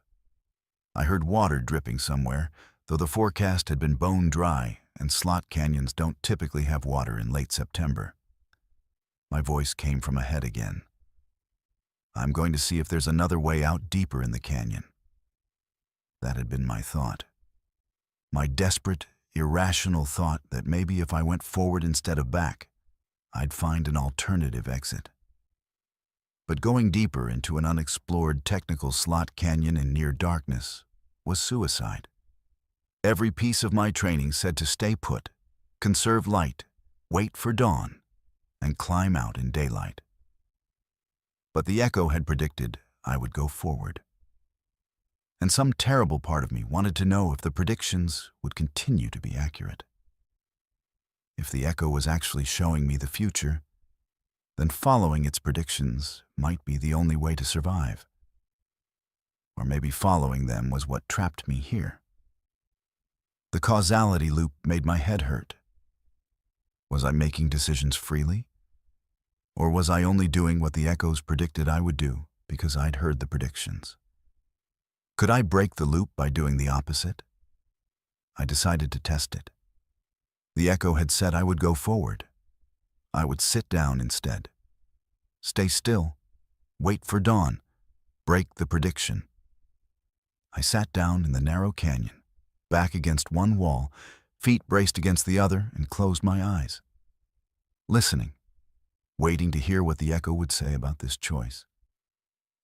Silence. Complete silence. For maybe 3 minutes. Nothing but my breathing and my heartbeat and the distant sound of dripping water. Then my voice, from very close behind me, close enough that it felt like someone standing at my shoulder, whispered, "I shouldn't have sat down." I opened my eyes and looked down. Water was flowing past me. Not dripping anymore. Flowing. A stream maybe 2 inches deep, moving fast through the slot canyon, coming from somewhere above. Flash flood. the most dangerous hazard in slot canyons, capable of filling narrow spaces in minutes, drowning people who have no way to climb the vertical walls. But there hadn't been rain. The forecast was clear. Flash floods require upstream precipitation, and I'd checked the weather for a 50-mile radius. This was impossible. But the water was rising. 3 inches now. 4 inches. I stood up fast, water swirling around my boots. My voice echoed from ahead. I'm going to run deeper in. No choice now.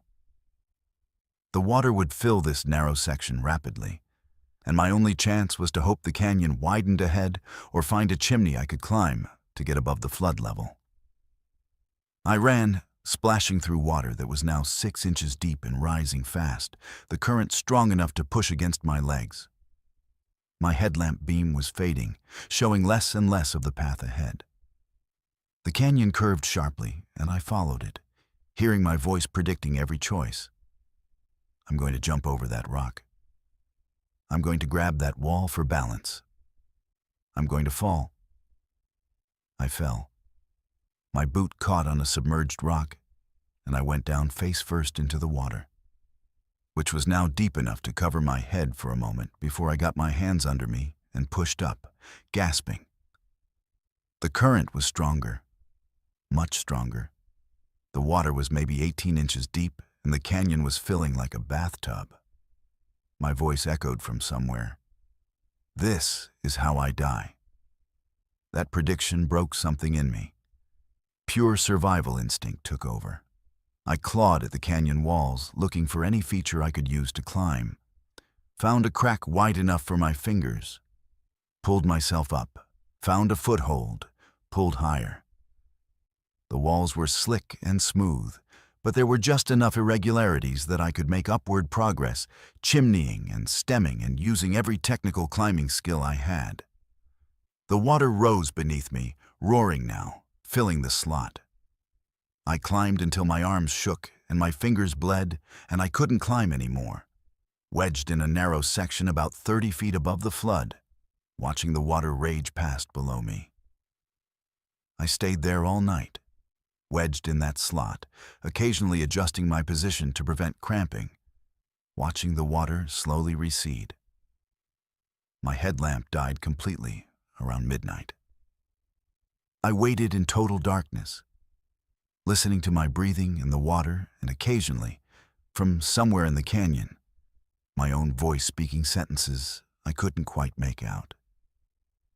When dawn light finally penetrated the slot, I climbed higher, found a section where the walls were close enough to properly chimney between them, and eventually reached the rim. I hiked back to my vehicle, drove to the ranger station, and reported the flash flood. They were confused. There had been no precipitation anywhere in the area, no upstream storms, no explanation for water in that canyon. A helicopter survey found no evidence of flooding.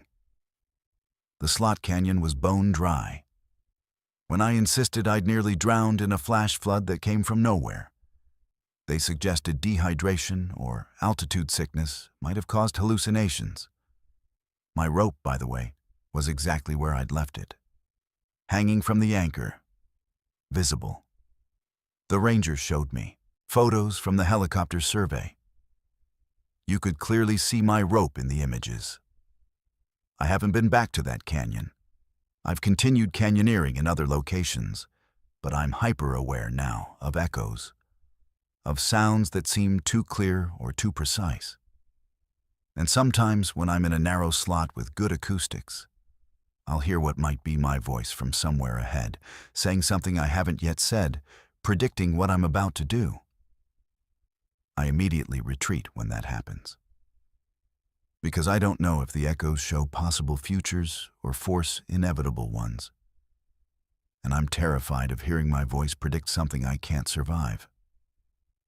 The canyon either showed me my death and I escaped it, or it showed me a false future to test whether I could change it. Either way, there are spaces in the Grand Canyon system where time doesn't flow correctly, where sound carries information it shouldn't have, and where your own voice can become your worst enemy. Could a place remember what happened there so strongly that you'd be forced to experience it? I'm a thru hiker who's completed the Appalachian Trail, the Pacific Crest Trail, and sections of the Continental Divide Trail. I've spent hundreds of nights alone in backcountry campsites, and I thought I understood wilderness solitude. But in May 2024, I camped at a specific set of coordinates near Clear Creek Trail in the Grand Canyon, where a hiker named Sarah Crenshaw vanished 3 years prior. And throughout that night, I experienced her final hours through sensory flashbacks that grew increasingly violent and terrifying. And I have no explanation for what happened, except that some locations hold onto trauma so intensely that being there forces you to relive it.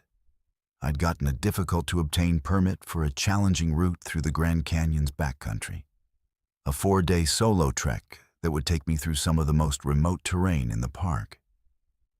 I'm experienced enough that rangers trust me with permits most people can't handle. I carry proper emergency equipment, I file detailed itineraries, I know my limits. The route included a night at campsite BE4 near Clear Creek, a beautiful area that sees maybe 20 visitors per year. What I didn't know when I applied for the permit was that BE4 was the exact location where Sarah Crenshaw had last been seen alive. I learned about Sarah during my pre-trip research. A 29-year-old botanist from Boulder, she'd been hiking the same route in May 2021, carrying proper gear and following all protocols. She checked in at the ranger station before her trip, filed her itinerary, carried a satellite communicator. On her 3rd night, she activated her emergency beacon from campsite BE4. The message she transmitted was brief. Something wrong. Need help. Search and rescue reached the site within 6 hours. They found her tent, her gear, her backpack with her journal and satellite device still inside. But Sarah was gone. No tracks leading away from camp, no signs of struggle, no blood or evidence of animal attack. Just an empty campsite and a woman who'd vanished into the canyon. The search lasted 2 weeks. Helicopters, dog teams, technical climbers checking every crevice and ledge within a 5-mile radius. Nothing. Sarah Crenshaw had simply disappeared from a campsite in the middle of nowhere with no explanation. The case remained open, but inactive. Her family still posts appeals for information on social media. I'd read about it while researching the trail, felt sad about it, but didn't think much of it beyond noting it as a tragedy. Disappearances happen in national parks. Sometimes people are never found. I reached BE4 around 4 p.m. on May 18th, exhausted from a brutal day of hiking through broken terrain. The campsite was exactly as described. A flat area maybe 30 yards from Clear Creek, surrounded by scrub vegetation and weathered rock formations, with a view of the canyon walls rising in layers of ancient stone. Beautiful and isolated. I could see why the Park Service designated it as a camping zone. I set up my tent in the established spot marked by a rock cairn, filtered water from the creek, cooked dinner, and watched the sunset paint the canyon in shades of orange and purple. Everything normal. Everything perfect. Around 9 p.m., I climbed into my tent and into my sleeping bag. The temperature was dropping fast. May nights in the canyon get cold despite warm days. I was tired enough that I expected to fall asleep immediately. Instead, I lay there feeling increasingly uncomfortable. Not physically uncomfortable. The sleeping pad was fine. My bag was warm enough. I wasn't hungry or thirsty. Just psychologically uncomfortable, like being watched. Like the space around me was occupied by more than just me. I told myself it was normal wilderness paranoia. Being alone in remote places creates hypervigilance. Your brain looks for threats that aren't there. I focused on my breathing, tried to relax, started drifting towards sleep. That's when I smelled it. Coffee. Strong, fresh brewed coffee. Impossible because I hadn't made coffee. I'd only boiled water for a freeze-dried dinner. The smell was so vivid and specific that I opened my eyes, expecting to see my stove still burning somehow. But everything was packed away. No coffee, no source for the smell. Yet I could smell it clearly, that distinctive aroma filling my tent. Then I heard humming. A woman's voice, soft and pleasant, humming a tune I didn't recognize, coming from outside my tent, maybe 10 feet away. I froze, listening. The humming continued for maybe 20 seconds, then stopped. I grabbed my flashlight and unzipped my tent, shining the beam around the campsite. Nothing. No one. Just my gear and the empty space and the darkness beyond my light. I called out, "Hello?" No response. Just the sound of the creek and the wind moving through the canyon. I convinced myself I'd been dreaming. That moment between waking and sleeping, where sounds bleed through from imagination into perceived reality. I zipped the tent closed and lay back down. But I couldn't shake the feeling that something was wrong. The air inside my tent felt thick and oppressive. My heart was beating too fast. I checked my watch, 9:47 p.m. I tried to sleep again.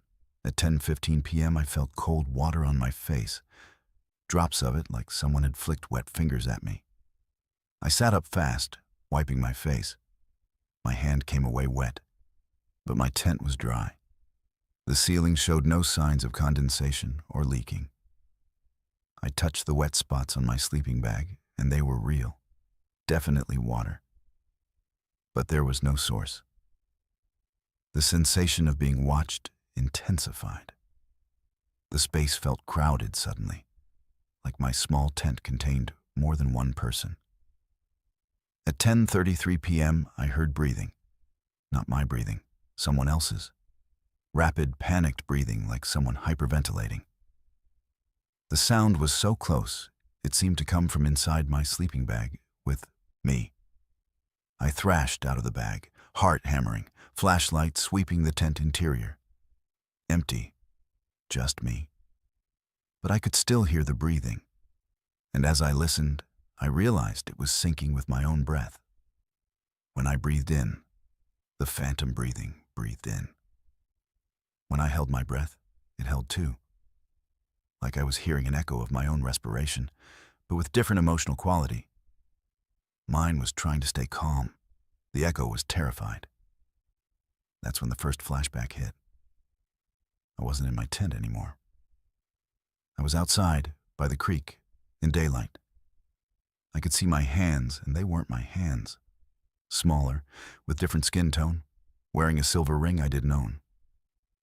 I was filling a water bottle from Clear Creek, and I felt happy. Content, thinking about the botanical samples I'd collected that day. The name Sarah floated through the consciousness I was experiencing, and I realized with absolute horror that I was experiencing Sarah Crenshaw's memories, her thoughts, her perspective. The flashback lasted maybe 5 seconds before I snapped back to my own tent, my own body, gasping and disoriented. But the experience had been completely real. I'd been her. I'd felt what she felt, thought what she thought, seen through her eyes. This wasn't imagination or dream. This was something else. Something impossible. The flashbacks came faster after that. At 11:02 p.m., I experienced her making dinner, stirring a pot of something over her camp stove, feeling the warmth of the fire. At 11:28 p.m., I felt her writing in her journal, the pen moving across paper, documenting the day's observations about canyon vegetation. At 11:51 p.m., I experienced her zipping into her sleeping bag, feeling tired and satisfied, looking forward to tomorrow's hike. All of it vivid and real and not mine.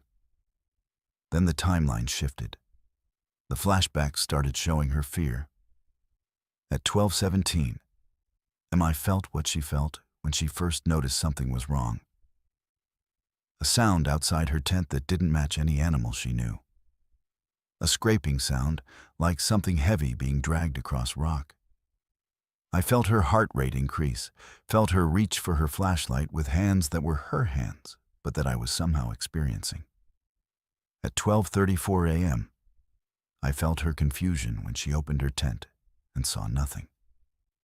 But the scraping sound continued, circling her campsite, getting closer.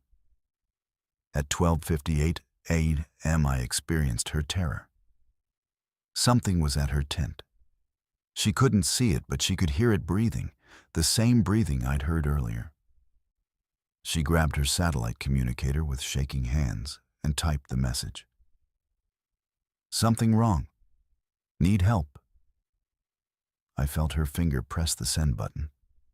I felt her decision to stay in her tent because going outside seemed more dangerous than staying inside. I felt her lying in her sleeping bag with her flashlight clutched in both hands, listening to something circling her tent. At 1:23 a.m., the flashback showed me the tent zipper opening. Not from inside, from outside. Someone or something was unzipping her tent from the exterior, slowly, deliberately. I felt her absolute panic, felt her scramble backward in her sleeping bag, felt her open her mouth to scream. And then the flashback cut off abruptly, and I was back in my own body, in my own tent, screaming myself, my throat raw from a sound I didn't remember starting. I grabbed everything I could carry, flashlight, water bottle, satellite communicator, and ran from that campsite in the darkness. Ran blindly down the trail toward Clear Creek, stumbling over rocks, not caring about twisted ankles or falls, just desperate to get away from that location. I made it maybe a quarter mile before I collapsed, gasping, and spent the rest of the night huddled against a boulder with my flashlight on, waiting for dawn. When sunrise came, I hiked back to the campsite. My tent was still there, zipped closed exactly as I'd left it when I first climbed inside. All my gear was undisturbed. Nothing had been moved or taken. But the experience of those hours remained vivid in my memory. Not my memory, Sarah's memory, transferred to me somehow through occupying the same physical space where she'd experienced her final hours. I packed up and hiked out that day, abandoning my permit and my planned route. At the ranger station, I filed a report describing what I'd experienced. The ranger listened politely and asked if I wanted medical evaluation. I declined. I wasn't injured or hallucinating. I'd experienced something real that couldn't be explained through normal frameworks. He made notes, thanked me for the report, and that was it. I've researched since then, looking for similar accounts, other stories of people experiencing location-based memories or psychic imprinting. I found a few references to the phenomenon in paranormal literature. The idea that traumatic events can somehow be recorded into physical locations and replayed under certain conditions. But nothing scientific. Nothing that would help me understand how I experienced hours of Sarah Crenshaw's final night in precise chronological detail. The worst part is that I don't know what happened to her after 1:23 a.m. The flashbacks cut off at that moment when her tent zipper opened from outside. Whatever happened next, whether she was taken, killed, disappeared into some other state of existence, I didn't experience. The location only held the trauma up to that point. Everything after remained unknown. I still hike, still love the wilderness. But I research campsite histories now before I go, looking for any mentions of disappearances or deaths or unexplained incidents. And I avoid camping at specific coordinates that appear in missing persons reports. Because some places hold on to what happened there with such intensity that being present forces you to become a temporary vessel for memories that aren't yours. and experiencing someone's terror so completely that you can't distinguish their fear from your own is something I never want to experience again. Sarah Crenshaw is still missing. Her case is still open. And somewhere in the Grand Canyon backcountry, campsite BE4 still holds the memory of her final conscious hours, waiting for the next person who camps there to relive what she experienced in those terrifying moments before she vanished forever. What would it mean to save someone's life if that person never existed? I've been a volunteer with Grand Canyon Search and Rescue for 7 years, responding to dozens of call-outs for lost hikers, injured climbers, and medical emergencies in the backcountry. I'm trained in wilderness medicine, technical rope rescue, and emergency response protocols. I understand how the system works. Someone goes missing, dispatch coordinates the search, we find them, we bring them out. Clear procedures, documented processes. But in November 2024, I participated in a rescue on the South Kaibab Trail that violated every principle of reality I thought I understood. Because the person we saved has no record of ever entering the park, doesn't appear in any photographs despite multiple witnesses seeing them, and may not actually exist in any way I can prove. The call came in around 2 p.m. on November 14th. A hiker in distress approximately 3 miles down South Kaibab Trail near Skeleton Point. The report came from multiple sources. 3 separate groups of hikers had reported seeing a young woman sitting on the trail, clearly in medical distress, unable to continue. She was described consistently across all reports. Early 20s, blonde hair in a ponytail, wearing a red jacket and black hiking pants, appearing severely dehydrated and disoriented. Standard heat exhaustion case, despite November's cooler temperatures. We get these calls regularly. People underestimate the canyon, run out of water, get into trouble. Our team assembled within 20 minutes. 6 of us, including me, carrying medical supplies, extra water, a litter in case she couldn't walk out. The descent down South Kaibab is straightforward. Well-maintained trail, good visibility, no technical sections. We made excellent time, reaching the reported location around 3:15 p.m. And there she was, exactly as described. Sitting on a rock about 20 feet off the trail, head down, clearly in distress. Red jacket, blonde ponytail. Young, maybe 23 or 24. Everything matched the reports. I approached first, introducing myself, asking her name and if she could tell me what was wrong. She looked up at me with eyes that seemed slightly unfocused and said, "Emma. My name is Emma Chen. I think I'm dehydrated. I ran out of water hours ago." Her voice was weak but coherent. I did a quick assessment. Elevated heart rate, dry mouth, confusion, classic signs of dehydration. Nothing immediately life-threatening, but she definitely needed intervention. We got her drinking water slowly, applied cool compresses, started monitoring her vitals. My teammate Rodriguez started asking standard questions for our incident report. Where had she started hiking today? The rim, she said. This morning around 8 a.m. Did she have a permit if she was planning to camp overnight? No permit, just a day hike. I thought I could make it down and back. What trailhead had she used? South Kaibab, she said, pointing up, toward the rim. Standard answers, nothing unusual. Except Rodriguez looked confused and pulled me aside. I radioed dispatch to pull her entry record, he whispered. There's no Emma Chen logged at any trailhead today. No entry pass, no permit, nothing. I frowned. Sometimes people skip the entry stations, don't fill out the voluntary registration forms. It's against park rules, but it happens. She probably just didn't register, I said. Rodriguez shook his head. I described her specifically. They checked the parking lot cameras at South Kaibab Trailhead. No one matching her description entered the trail today. No one at all. That was odd, but not impossible.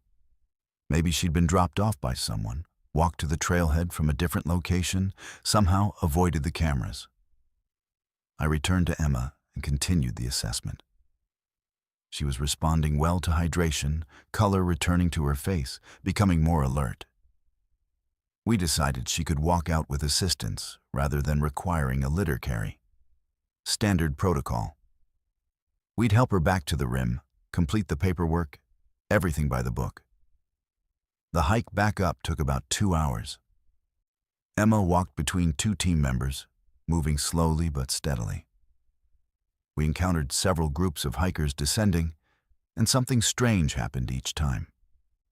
People would look directly at our group, smile and nod at the rescue team members, but their eyes seemed to slide past Emma without registering her presence, like she was invisible to them. One photographer was taking pictures of his group on the trail, and I watched him frame a shot that should have included Emma standing right behind his subjects. He took the photo, looked at his camera screen, and seemed satisfied. But Emma was directly in the frame. How could he not see her?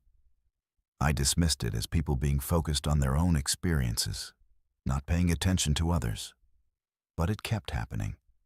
By the time we reached the rim around 5:30 p.m., I'd counted at least 15 people who'd looked directly at our group, but showed no reaction to Emma despite her being clearly visible in a bright red jacket. When we passed rangers on the trail, they acknowledged our team but didn't acknowledge her specifically, like she wasn't there. But she was there. I could see her, touch her shoulder to steady her on steep sections, hear her thanking us for the help. At the rim, we brought Emma to the ranger station for standard post-rescue documentation. That's when things became impossible to rationalize. The ranger at the desk, Martinez, someone I've worked with dozens of times, asked for Emma's identification to complete the incident report. She reached into her jacket pocket and pulled out a driver's license. Colorado ID, Emma Chen. Birth date showing she was 24. Current address in Denver. Everything looked legitimate. Martinez examined it, started entering information into the computer, then stopped, stared at the screen, looked at Emma, looked back at the screen. This ID number doesn't exist in the system, Martinez said slowly. She ran it again. Same result. She tried the name and birth date combination. Nothing. According to our database, this identification number was never issued by Colorado DMV. Emma looked confused, insisted it was her real ID. She'd had it for years. Martinez excused herself and made a phone call. Came back 10 minutes later, looking unsettled. I called Colorado DMV directly. That ID number is not in their system. The address listed doesn't exist. And there's no record of anyone named Emma Chen with that birth date holding a Colorado driver's license. My team exchanged glances. This didn't make sense. Emma was sitting right in front of us, solid and real, drinking water from a bottle I'd handed her. How could she not exist in any official records? Rodriguez suggested maybe she had a fake ID for some reason. But that didn't explain everything else. Martinez pulled up the parking lot camera footage from South Kaibab Trailhead, showed us the recordings from early morning. We watched every single person who'd entered the trail between 6 a.m. and 10 a.m. Emma wasn't in any of the footage. No one in a red jacket. No one matching her description at all. Maybe she used a different trailhead, I suggested, though I knew Emma had specifically said South Kaibab. Martinez checked Bright Angel, Grandview, every trailhead on the south rim. No red jacket, no blonde ponytail, no Emma Chen. It was like she'd appeared on that trail without ever entering it. Martinez then did something that made my blood run cold. She asked the hikers who'd reported the distressed woman to look at Emma and confirm she was the person they'd seen. We called in two of the reporting parties who were still at the rim. They looked right at Emma sitting in the ranger station and said they didn't see anyone matching that description. They described the woman they'd reported. Red jacket, blonde ponytail, early 20s, in distress at Skeleton Point. Exact description of Emma. But when asked to identify her, sitting right there in front of them, they said no. That wasn't the woman they'd seen. The woman they'd seen had looked different. They couldn't explain how, just different. Emma was becoming visibly upset now, insisting she was real. She existed. This was crazy. I believed her because I was looking right at her. But the evidence said otherwise. Martinez pulled me aside and said something I'll never forget. In 7 years of working SAR coordination, I've had 3 cases like this. Someone gets rescued, brought to the station, but doesn't exist in any verifiable way. No records, no photographs. Witnesses can't identify them afterward despite matching descriptions. We document what we can and let them go because what else can we do? We can't hold someone for not existing. She went back to the computer and showed me the other incident reports. Same pattern. Detailed rescue documentation, physical descriptions, medical assessments. But no identification verification, no photographic evidence, and follow-up investigations finding no trace of the person's existence. We completed the incident report with the information we had, documented Emma's stated identity even though we couldn't verify it, and released her. She thanked us, said she'd be more careful next time, and walked toward the parking lot. I followed at a distance, watching. She walked between cars, looking for something, then seemed to fade slightly in my peripheral vision. When I looked directly at her, she was still there, but less solid somehow. She turned a corner near the visitor center, and I rushed to follow. When I rounded the corner 3 seconds later, she was gone. Just gone. Empty walkway, no places to hide, no buildings she could have entered that quickly. Vanished. I went back to the ranger station and asked Martinez to show me the security footage from the station interior during our time with Emma. She pulled it up. The footage showed our rescue team entering, sitting in chairs arranged around Martinez's desk, talking to empty space. Emma wasn't in the footage, not one frame. But the water bottle I'd given her was visible, hanging in midair where her hand should have been holding it, moving as if someone was drinking from it. My hand appeared in frame, touching her shoulder to reassure her, but there was no shoulder visible, just my hand resting on empty air. I've watched that footage maybe 50 times. Our entire team is visible. The Rangers are visible. Emma Chen is not visible.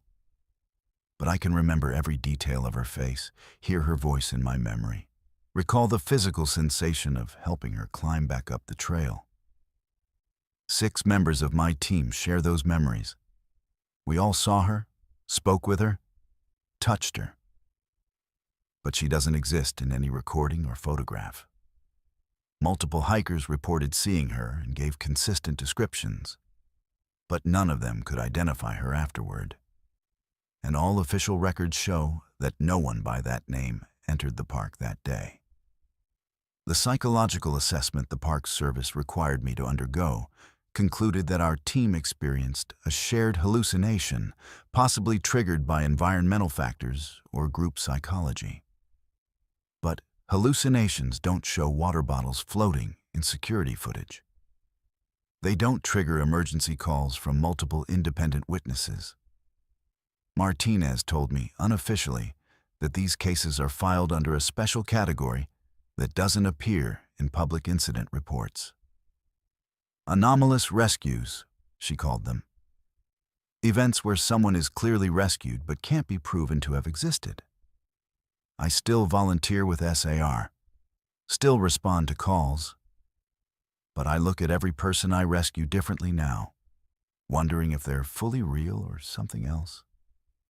something that exists in the moment, solid and present and desperately needing help, but unable to leave any permanent evidence of their existence. Emma Chen is out there somewhere, maybe hiking other trails, maybe appearing in distress and being rescued by other teams who'll discover what we discovered. That saving someone's life doesn't always mean that person existed in any way the world can measure or record. And that's the part that keeps me awake at night. If someone can be real enough to rescue, but not real enough to prove existed, what does that say about the nature of reality itself and the spaces where the rules become negotiable?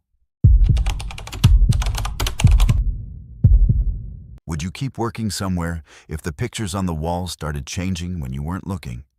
I'm a retired high school history teacher who took a part-time night janitor position at the Grand Canyon Visitor Center to supplement my pension and stay active after my wife passed. The work is simple, solitary, and keeps me occupied during the long winter nights when being alone in my house feels unbearable. But in January 2025, I started noticing changes in the historical photographs displayed throughout the museum section. Subtle alterations at first. New figures appearing in the backgrounds of century-old images, always closer to the camera than they'd been the previous night. And I've documented every change meticulously because my training as a historian demands evidence, even when that evidence suggests something impossible is approaching through time itself. I started working at the Visitor Center in November 2024. The night shift runs from 10 p.m. to 6 a.m., 5 nights a week, and my responsibilities are straightforward. Clean the public areas, empty trash bins, mop floors, check that windows and doors are secured, monitor the building for any issues. The Visitor Center closes to the public at 5 p.m., so by the time I arrive, it's been empty for hours. Just me and the exhibits. Dioramas of canyon geology, Native American artifacts, and an extensive collection of historical photographs documenting the Grand Canyon's transformation from barely accessible wilderness to one of America's most visited national parks. The photograph collection is impressive. Images dating back to the 1880s, showing early explorers, the construction of the South Rim facilities, tourists in period clothing posing at overlooks, mining operations, railway construction. As a history teacher, I found myself studying these photos during my breaks, reading the descriptive plaques, mentally cataloging the progression of human interaction with the canyon. I'd spent 32 years teaching American history to teenagers. These photographs were primary sources, windows into the past, and I treated them with the respect they deserved. The first change I noticed was on January 7th. I was cleaning the exhibit hall around 2 a.m., had just finished mopping the floor in front of the photograph collection, when I stopped to look at an image I'd examined many times before. A 1902 photograph of tourists at the South Rim. 8 people in Victorian-era clothing posed at what's now Mather Point. I'd memorized this photograph. 4 men in suits and hats, 3 women in long dresses, 1 child. But as I looked at it that night, I counted 9 people. There was an additional figure in the background, partially obscured behind one of the women, someone I was certain hadn't been there before. I attributed it to tired eyes. I'd been working for 4 hours. It was the middle of the night.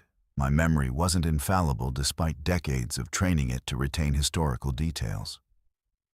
But the discrepancy bothered me enough that I took out my phone and photographed the image. When I got home that morning, I compared it to the official Grand Canyon Archive website, which hosts digital versions of many historical photos. The online version showed 8 people.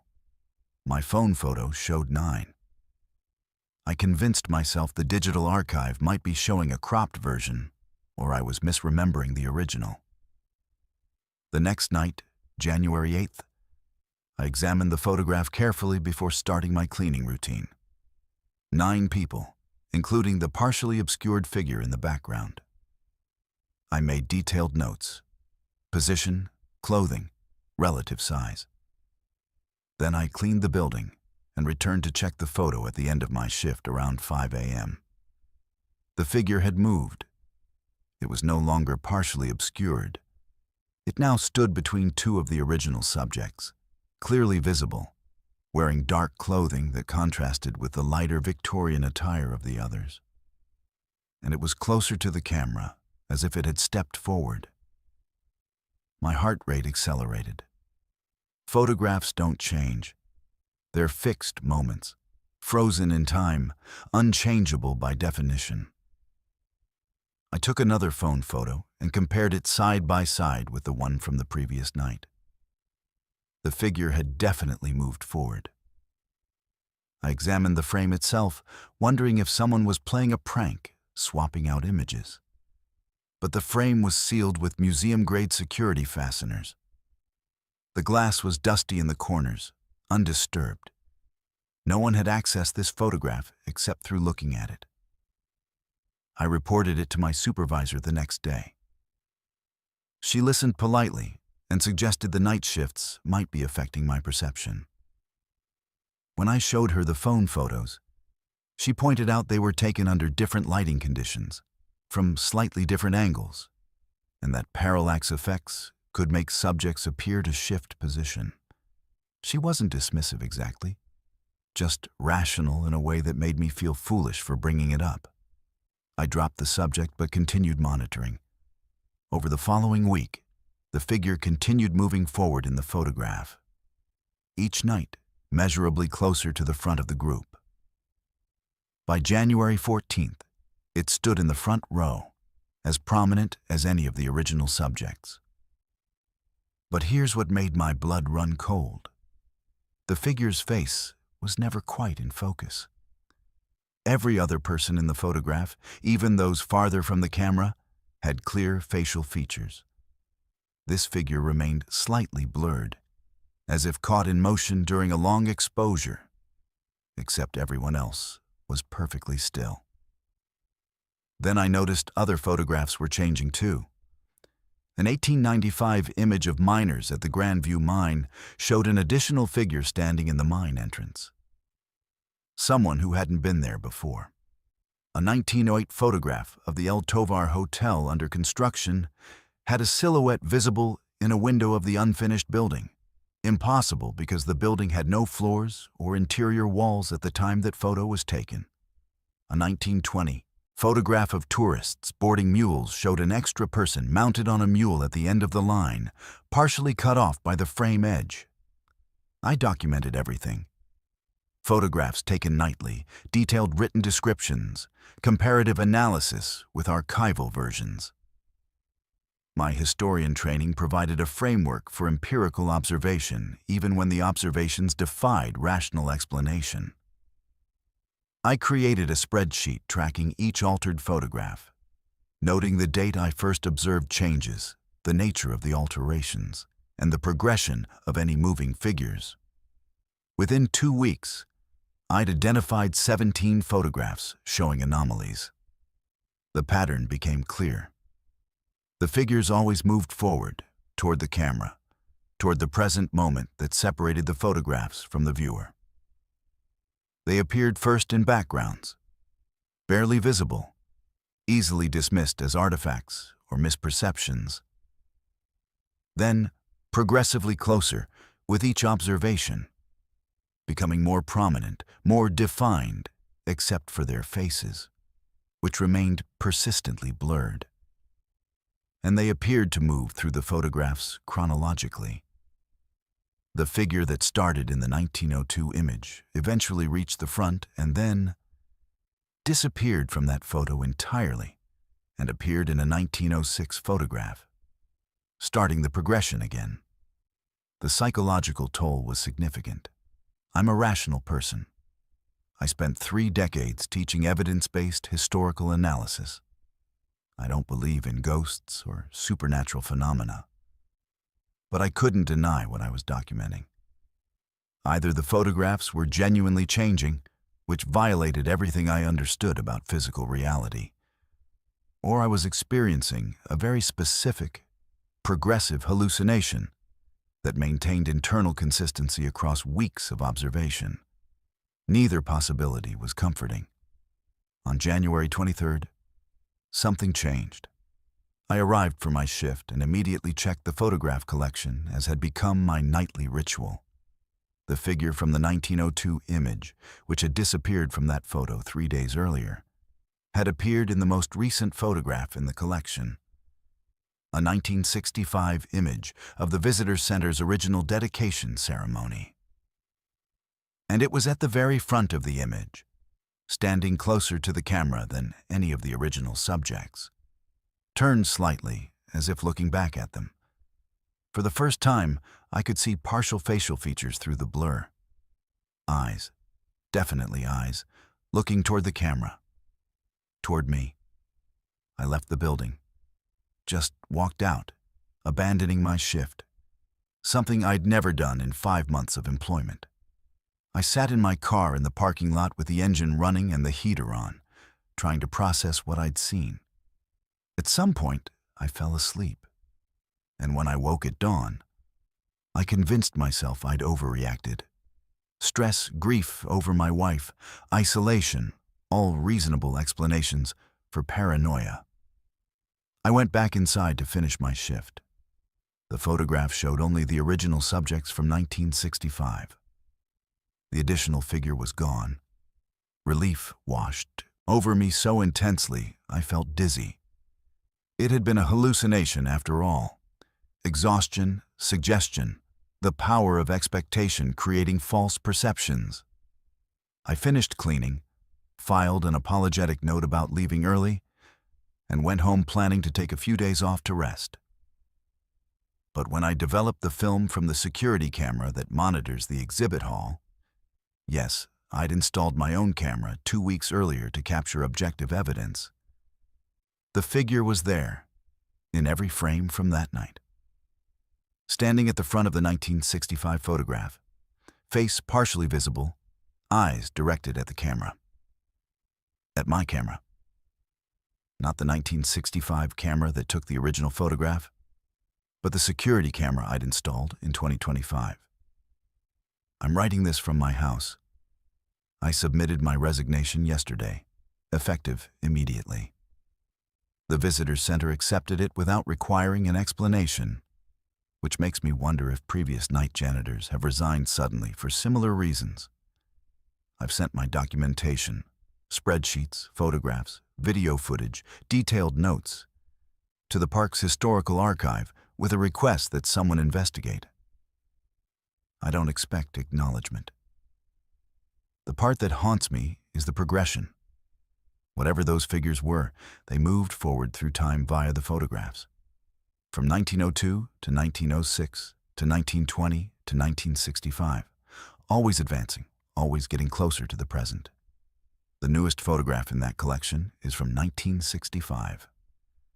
But the Visitor Center has security cameras that record digital images every day. Current images, present moment images. And if those figures can move through photographs, getting closer to the viewer with each progression, what happens when they reach images from today? What happens when there's no more historical distance between the photograph and the person looking at it? I'm not going back to find out. But someone else will work that night shift. Someone else will clean that exhibit hall and study those photographs. And eventually, someone else will notice what I noticed and document what I documented. I hope they're more courageous than I am, or wiser. Wise enough to leave before the figures reach the final photograph and step through it entirely. If you found proof that your death was already written in history, would you try to change it? I'm a doctoral candidate at Northern Arizona University researching visitor patterns at Grand Canyon National Park for my dissertation in cultural anthropology. In April 2025, while examining archived visitor logs from the 1970s in the park's administrative building, I discovered entries written in my own handwriting, describing events that are happening to me right now, documenting my research process with impossible accuracy, and culminating in a final entry dated tomorrow that describes my death at Lipan Point with enough specific detail that I can't dismiss it as coincidence. And I'm writing this because I need someone to know what I found before I make the choice I'm terrified I've already made. My research focuses on how visitor behavior at national parks has evolved over 5 decades, using primary source materials like visitor logs, ranger reports, and administrative records. The Grand Canyon has maintained meticulous documentation since becoming a national park in 1919. And the archives contain thousands of handwritten entries from visitors, employees, and researchers. My dissertation advisor secured me access to restricted materials in the park's administrative archive, a climate-controlled facility in a back office of the Backcountry Information Center where documents too fragile or sensitive for public access are stored. I'd been working in the archives for 2 weeks, photographing pages from visitor logs, when I found the first entry. It was in a log book from March 1974, documenting visitors who'd requested backcountry camping permits. Most entries were standard: name, date, destination, group size. But one entry, dated March 17, 1974, was written in handwriting I recognized immediately because I'd been staring at my own field notes for hours.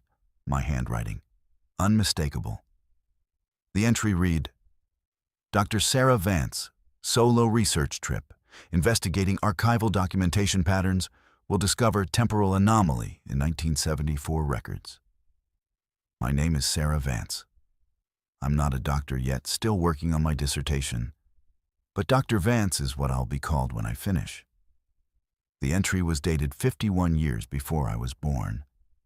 The ink had faded the way 50-year-old ink fades. The paper showed age-appropriate deterioration. This wasn't a recent forgery, but it was absolutely my handwriting, and it described exactly what I was doing: investigating archival documentation. I photographed the page with trembling hands, told myself it was coincidence. Someone with similar handwriting, similar research interests, similar name. Except Sarah Vance isn't a common name, and the handwriting wasn't just similar, it was identical down to the way I formed certain letters, the specific slant of my cursive, the pressure patterns that are as unique as fingerprints. I continued through the 1974 logs, looking for more anomalies. Found another entry on April 3, 1974. S. Vance returned to archives, experiencing significant cognitive dissonance regarding temporal documentation. Questioned authenticity of March 17th entry. Will continue investigation despite psychological distress. That was exactly what I was experiencing at that moment. The entry described my thoughts with perfect accuracy, written decades before I was born. Over the next 3 days, I found 17 more entries spanning from 1974 to 1978, scattered across different logbooks, different administrative documents, always in my handwriting. They documented my research process chronologically as I was living it. An entry from June 1975 described my meeting with my dissertation advisor last month. An entry from September 1976 mentioned the specific hotel in Tusayan where I'm staying.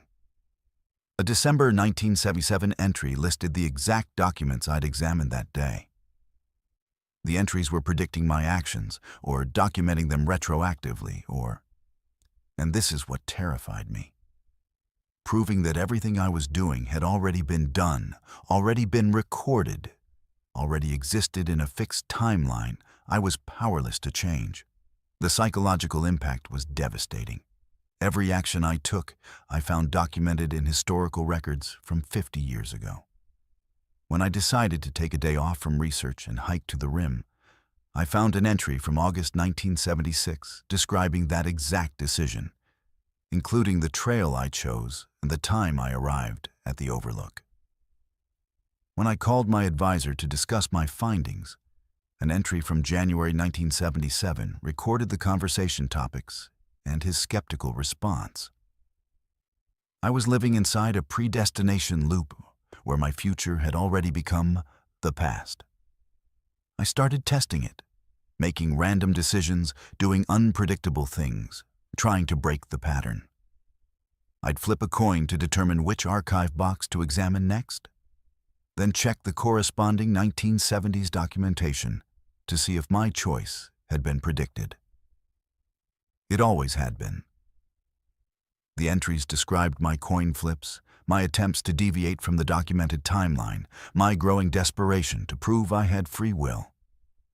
A particularly devastating entry from May 1977 read, S. Vance experiencing existential crisis regarding determinism.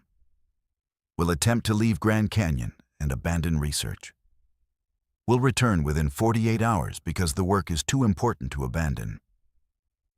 I did exactly that. Packed my bags, drove to Flagstaff, sat in a coffee shop for 2 days trying to convince myself to go home to Tucson and quit the program. But the dissertation was too important. The research too valuable. I drove back to Grand Canyon after 47 hours and 50 minutes. Not because the entry predicted I would, but because I independently decided to return. Except the entry proved that independent decision wasn't independent at all. It was predetermined, documented decades before I made it. Then I found the final entry. It was in a ranger incident report from April 20th, 1978. The entry was longer than the others, more detailed, and it described my death. Dr. Sarah Vance, researcher examining historical records, will visit Lipan Point tomorrow at 6:17 a.m. to observe sunrise. Will stand at the eastern edge of the overlook platform. At 6:29 a.m., while photographing the canyon in early light, will step backward to adjust camera angle and will lose footing on loose gravel at the platform edge. Will fall approximately 40 feet onto rock ledge below overlook. Impact will cause fatal head trauma. Body will be discovered by park visitors at approximately 7:45 a.m. The entry was dated April 19th, 1978. Tomorrow is April 20th, 2025. The entry described tomorrow morning with specific precision. Location, time, action, cause of death. And the worst part was recognizing the scenario as something I'd already planned. I'd marked tomorrow in my calendar weeks ago as the day to photograph sunrise from Lipan Point for the dissertation's visual documentation section. I'd chosen 6:15 a.m. arrival time to catch the best light. I'd planned to shoot from the eastern edge of the platform because that angle provides optimal composition. Every detail the entry described was something I'd independently decided before finding the entry. Which meant either I'd read the entry and unconsciously incorporated its details into my plans, or my plans had always been predetermined, and the entry was simply documenting what would inevitably happen. Either way, the result was the same. Tomorrow morning at 6:29 a.m., according to historical records from 1978, I would die at Lipan Point. I could choose not to go. That's what free will demands, the ability to deviate from prediction, to choose otherwise. But every other entry had been accurate. Every attempt I'd made to break the pattern had been predicted and documented. The entry about my departure and return to the canyon proved that even my rebellions were predetermined. And there was something else. A handwritten note at the bottom of the April 19th, 1978 entry, added in different ink as if written later. S. Vance will read this entry and will choose to visit Lipan Point despite the warning, because she must know if the timeline can be changed. The experiment requires completion. That's what this is. An experiment. Somehow, impossibly, my past self or my future self or some version of myself existing outside linear time has been documenting this entire process through historical records, creating a predestination paradox where the documentation itself becomes the cause of the events it describes. And the only way to resolve the paradox is to complete the loop. To do what the entries predict, to visit Lipan Point tomorrow morning, to either die as predicted or survive and prove the timeline mutable. I've spent the last 6 hours since finding the final entry researching predestination paradoxes, temporal loops, and the philosophical implications of determinism versus free will. I've documented everything, photographed every entry, written detailed notes, created a timeline comparing the historical entries to my actual actions. The correlation is perfect. Not a single deviation. Not one prediction that failed to manifest. Tomorrow morning, I'll drive to Lipan Point. I'll arrive at 6:15 a.m. I'll walk to the eastern edge of the overlook platform. At 6:29 a.m., I'll step backward while adjusting my camera angle. And in that moment, I'll discover whether the loose gravel the entry described is actually there, whether my foot will actually slip, whether history recorded in 1978 can dictate my death in 2025, or whether knowing the prediction gives me the power to change it, to step more carefully, to avoid the gravel, to survive and invalidate everything the entries have documented. The philosophical question is whether I'm choosing to go, or whether the entries documenting my choice have eliminated choice entirely. If I don't go, am I exercising free will or simply playing out a different predetermined timeline where I choose not to go, and that choice has its own consequences? The only way to know is to go. To stand at that exact spot at that exact time and see what happens. To complete the experiment that my temporally displaced self has been documenting for 50 years. I'm writing this and leaving it in my hotel room so that if the prediction is accurate and I die tomorrow morning, someone will understand what happened. The entries in the archives prove that someone outside normal time has been documenting my life. Maybe that someone is me, existing in a state where past and future are accessible simultaneously. Maybe I survive tomorrow and spend the next 50 years going back through archives, inserting the entries that led me to this moment, closing the loop. Or maybe I die tomorrow and the entries remain an unexplained mystery, documentation without an author, a warning from a timeline that never fully resolves. Either way, tomorrow morning at Lipan Point, I'll have my answer. And if you're reading this, you'll know whether the answer was survival or exactly what the entry from April 20th, 1978 predicted. If stories like this fascinate and terrify you, if you want to explore more disturbing tales that blur the line between the possible and the impossible, visit Verified Fears on YouTube. Because the scariest stories are the ones that make you question whether reality follows the rules we think it does, or whether some events are written in history long before they happen, waiting for us to live them exactly as they were documented decades ago.